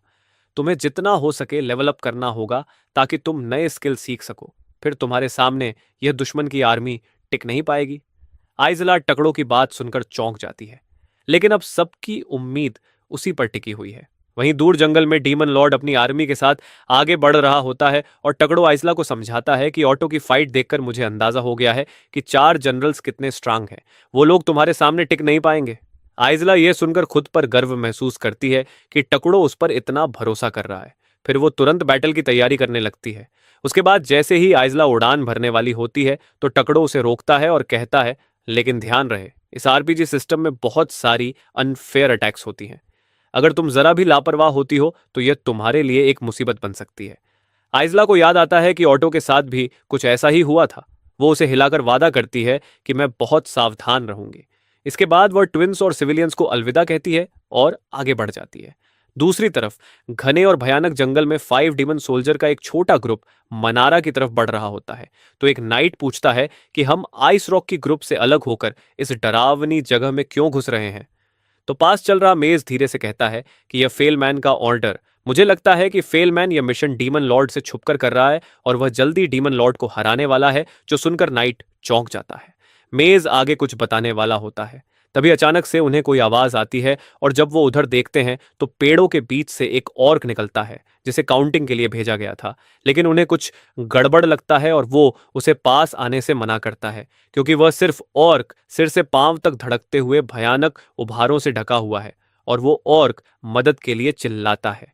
लेकिन नाइट कुछ कर पाते उससे पहले ही ऑर्क का शरीर फटने लगता है और सैकड़ों छोटे छोटे लार्वा निकलकर 5 डीमन सोल्जर्स की तरफ उड़ने लगते हैं। तो वो उन्हें मारने की कोशिश करते हैं, लेकिन लार्वा की संख्या इतनी ज्यादा थी कि संभाल पाना असंभव हो गया था। आखिरकार मेज उन्हें पीछे हटने का ऑर्डर देता है और सोल्जर्स घबराकर भागने लगते हैं। लेकिन तभी जंगल में खतरनाक आवाज गूंजती है और सारे सोल्जर्स रुक जाते हैं। उनके चेहरे पर खौफ साफ साफ नजर आ रहा था। नाइट और वेज डरते हुए चिल्लाते हैं, जो भी हो सामने आ जाओ। और अगले ही पल पेड़ों के बीच से आइजला निकलती है और कहती है कि अगर तुम खुद को अंधकार की ताकत कहते हो तो अपनी पावर तो दिखाओ। इसके बाद हमें सिर्फ वह चीजें सुनाई देती हैं और कुछ मिनट बाद वहां सिर्फ डेड बॉडीज पड़ी होती हैं। तभी आइजला को एक बेहद ताकतवर प्रेजेंस मैसेज होता है। वह मुड़कर देखती है और सामने फ्लेमिन खड़ा होता है। वो कहता है कि मैं डीमन लॉर्ड के 4 जनरल्स में से एक हूं। जो सुनकर आइजला कहती है, तो जनरल खुद मेरे पास आ गया। अच्छा है, अब मुझे तुम्हें ढूंढने का झंझट नहीं पालना पड़ेगा। फ्लेमिन थोड़ा हैरान होता है कि उसे पहले से पता था कि वह यहां है। आगे आइजला कहती है कि जैसे ही मैं तुम्हें खत्म कर दूंगी, बाकी सेना खुद ही भाग जाएगी, ठीक वैसे ही जैसे आइस रॉक के साथ हुआ। उसकी बात सुनकर फ्लेमिंग पहले तो चौंकता है कि आइस रॉक हार चुका है। फिर एस्कर कहता है कि वैसे भी वह सबसे कमजोर जनरल था और मैं उससे कई गुना ज्यादा पावरफुल हूं। यह सुनकर आइजला उस पर हंसने लगती है और कहती है कि क्या तुम्हें लगता है कि तुम जीत सकते हो? अब फ्लेमिन गुस्से में आ जाता है और कहता है कि तुम्हें खत्म करने के बाद मैं तुम्हारे उस स्टूपिड किंग टकुड़ों का भी वही हाल करूंगा। अब यह बात सुनते ही आइसला गुस्से में आ जाती है और तभी फ्लेमिन भी उस पर अटैक कर देता है। दूसरी ओर मानरा के ट्विंस टकुड़ों के ऑफिस के पहरा दे रही होती है और टकुड़ो अपनी पावर का इस्तेमाल करके बैटलफील्ड की सिचुएशन को एनालाइज कर रहा होता है। वो देखता है कि आइजला और फ्लेमिन की फाइट शुरू हो चुकी है, लेकिन उसे पूरा भरोसा था कि आइजला ही जीतेगी। आउटसाइड और जी और डार्क एल वॉरियर्स ने कैपिटल के चारों ओर डिफेंसिव कॉम्बिनेशन बना दिया होता है। एमल बाकी लोगों को सुरक्षित जगह पर शिफ्ट कर रही थी। सब कुछ प्लान के हिसाब से चल रहा था, लेकिन फिर भी टकरों को कुछ ठीक नहीं लग रहा था। मारिया पूछती है कि आप परेशान क्यों लग रहे हैं? तो तब उडो कहता है कि पता नहीं, लेकिन लग रहा है कि कुछ तो बहुत गलत होने वाला है। सैन फिर से फ्लेमिन और आइजला की लड़ाई पर जाती है। फ्लेमिन हैरान था कि इस वर्ल्ड के मॉन्स्टर कितने स्ट्रैंग हो सकते हैं। इसके बाद आइजला गुस्से में सैकड़ों लार्वा को फ्लेमिन की तरफ भेज देती है, जो उसके पूरे शरीर से चिपक जाते हैं। लेकिन फ्लेमिन अपनी फायर मैजिक का इस्तेमाल करके उन्हें जलाकर राख कर देता है। उसके बाद वह अभी अपनी पावर से कई मिनियंस को समन करता है, जो देखकर आइजला हैरान रह जाती है। फिर फ्लेमिन उस पर फायर बॉल से अटैक करना शुरू कर देता है, जिसे आइजला अपने लावा से ब्लॉक करती है। उसके बाद वो अपने मिनियंस को अटैक करने के लिए भेजता है, तो आइजला उन सबको पैरासाइट से इन्फेक्टेड कर देती है और फ्लेमिन को पीछे हटने के लिए कहती है। फिर वो पूछती है कि उसने डक्टिन के बजाय मुनारा पर अटैक क्यों किया। तो फ्लेमिन कहता है कि यह तुम्हें पहले से पता होना चाहिए था, और पूछता है कि तुम हो कौन। इस पर आइजला बताती है कि मैं मानरा की एक हीरो और टकोड़ों की लॉयल सर्वेंट हूं। फ्लेमिन यह सुनकर हैरान रह जाता है कि वो खुद को इतने गर्व के साथ सर्वेंट कैसे बोल सकती है, लेकिन वह कहती है कि वह अपने मन से टकोड़ों को सर्व कर रही है, जबकि फ्लेमिन मजबूरी में डीमन लॉर्ड का गुलामी कर रहा है। शायद इसी तरह यह सब गेम बना हुआ है। और तभी फ्लेमिन आइसला पर पूरी ताकत से अटैक कर देता है, जिससे आइसला भागने लगती है। लेकिन आखिरकार फ्लेमिन का अटैक उसे लग ही जाता है और फ्लेमिन को लगता है कि उसने जीत हासिल कर ली। लेकिन आइसला ने अपने चारों तरफ कुकून बना लिया था और वह पूरी तरह से सही सलामत होती है, जो देखकर फ्लेमिन गुस्से में पागल हो जाता है और लगातार तेजी से फायर बॉल लॉन्च करने लगता है। लेकिन आइजला बेहद आसानी से उनके बीच से निकल जाती है और आइजला तेजी से छलांग लगाकर अपनी धारदार ब्लेड से फ्लेमिन पर गहरा अटैक करती है और फ्लेमिन गिरते हुए अपने अतीत को याद करता है, उस रहस्यमय अस्तवू को जिसने उसे और डीमन लॉर्ड को इस दुनिया में बुलाया था। उसने वादा किया था कि अगर फ्लेमिन इस पूरी दुनिया को नष्ट कर देगा तो उसे आजाद कर दिया जाएगा। लेकिन अब मरते हुए उसे सच्चाई का समझ आती है कि वह बस एक कठपुतली था। तभी आइजला एक और अटैक करती है और फ्लेमिन का शरीर दो टुकड़ों में बंट जाता है। आइजला तुरंत टकुरों से संपर्क करने की कोशिश करती है और रिपोर्ट देने लगती है, लेकिन अचानक उसका कनेक्शन टूट जाता है। वो चौंक कर चारों तरफ देखने लगती है और तभी मारिया और कोरिया उसके सामने प्रकट हो जाती है। आइजला पूरी तरह हैरान रह जाती है कि यह क्या हो रहा है। वह तुरंत अपने लार्व को आदेश देती है कि वह ट्विंस की रक्षा करें, लेकिन तभी कुछ ऐसा होता है जो किसी ने सोचा भी नहीं था। क्लेमिन का बेजान शरीर अचानक हिलने लगता है, उसके टुकड़े वापस से जुड़ने लगते हैं। टकोड़ो सब कुछ अपनी आंखों से देख रहा था, लेकिन अचानक उसे दिखना बंद हो जाता है और एक एरर मैसेज मिलता है। इसी बीच आइसला भी किसी से कांटेक्ट नहीं कर पा रही, तो रिस्क ना लेते हुए वो मारिया और कोरिया को लेकर भागने लगती है। लेकिन कुछ देर बाद वह देखती है कि सब लोग उसी जगह पर वापस आ गए हैं। तभी फ्लेमिन जोर से हंसने लगता है, जो देखकर आइसला हैरान रह जाती है। वो उसे दोबारा मारने की कोशिश करती है, लेकिन इस बार उसके अटैक का कोई असर नहीं होता। फ्लेमिन कहता है कि तुम चाहो भी तो मुझे रोक नहीं सकती, मैं पहले से ही हारा हुआ हूं। वह फिर से अटैक करती है, लेकिन कोई चीज उसे ऐसा करने से रोक रही थी। और तभी टुकड़ों को एक मैसेज दिखता है, जिससे उसे कुछ कुछ समझ आने लगता है। उसे याद आता है कि फ्लेमिंग को मारने के बाद वह थोड़ी देर के लिए वापस आता है और पूरी पार्टी पर एक खतरनाक अटैक करता है। फिर सीन शिफ्ट होता है और ट्विंस काफी डर रही थी, तो आइसला दोनों को शांत करने की कोशिश करती है, जो देखकर फ्लेमिन फिर हंसने लगता है और कहता है कि तुम किसी को भी बचा नहीं पाओगी। जो सुनकर आइसला गुस्से में बार बार फ्लेमिन पर अटैक करती है, लेकिन इससे उसे कोई फर्क नहीं पड़ता। तभी अचानक आइसला का पूरा शरीर फ्रीज हो जाता है, जैसे कोई उसे कंट्रोल कर रहा हो। तो फ्लेमिन कहता है कि मैं भी यहां मजबूर हूं, तुम सोच भी नहीं सकते कि मेरे साथ ही कितना बार हो चुका है। इसी बीच मारिया और कोरिया धीरे धीरे फ्लेमिन की तरफ चलने लगती है। उनका शरीर अब उनके कंट्रोल में नहीं था। आइसला चाहकर भी उन्हें रोक नहीं पा रही थी और फ्लेमन उन पर हंसने लगता है। मारिया और कोरिया दोनों बहुत डर जाती हैं, तो आइसला खुद को आजाद करने के लिए अपनी पूरी ताकत लगा देती है। उसके हाथ पैर में खून भी निकलने लगता है, लेकिन इन सब का कोई फायदा नहीं होता। फ्लेमिन आइसला को बेवकूफ कहता है, क्योंकि उसे लगता है कि वह अपनी मर्जी से काम कर रही थी, जबकि असल में वो फ्लेमिन और यहां तक कि डीमन लॉर्ड भी बस इस गेम के प्यादे हैं और उनसे हमेशा झूठ बोला गया है। उसके लिए टकोड़ो भी बहुत बुरा है, जो अपने आसपास सबको बस टूल की तरह इस्तेमाल करता है। इसलिए वह मरने से पहले टैकोडो के सबसे फेवरेट कैरेक्टर को अपने साथ ले जाएगा, इसलिए उसे ऐसा करने से मना करती है।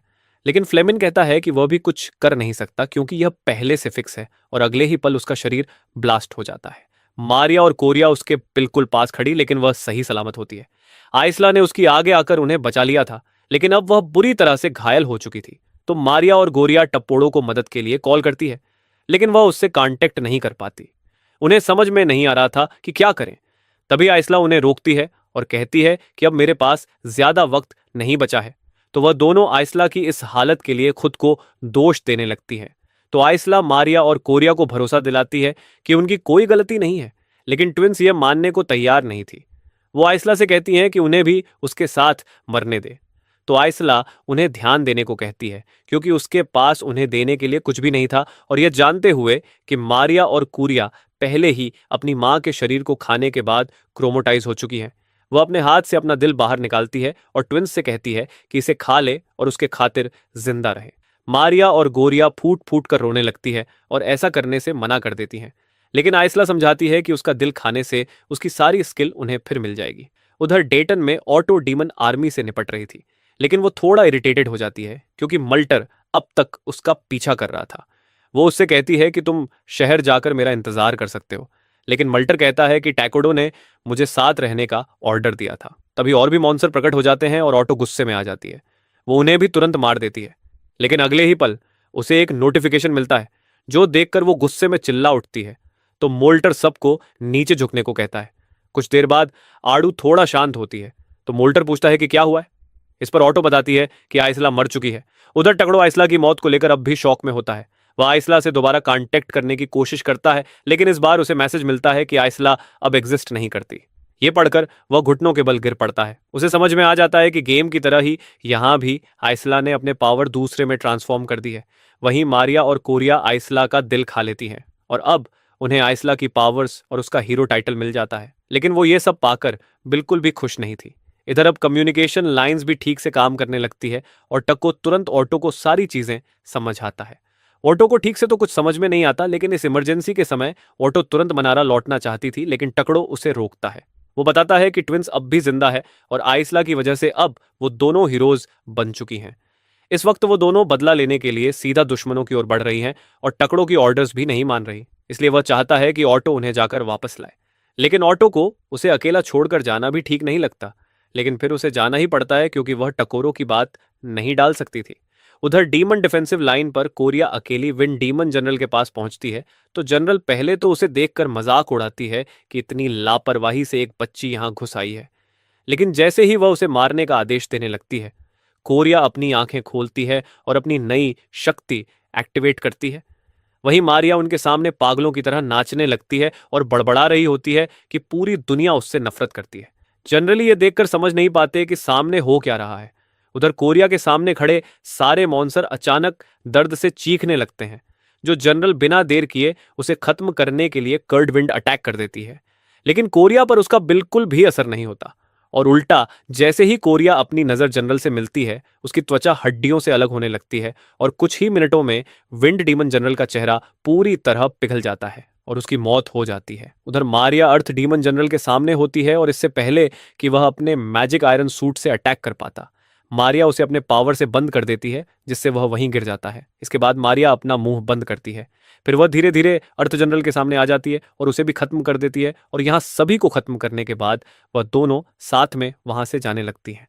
तभी उनके सामने एक मैसेज दिखाई देता है जिसमें उन्हें इस दुनिया में 3rd डिग्री थ्रेट घोषित किया जाता है। साथ ही उन्हें विचेस ऑफ रिग्रेट का निकनेम भी मिलता है।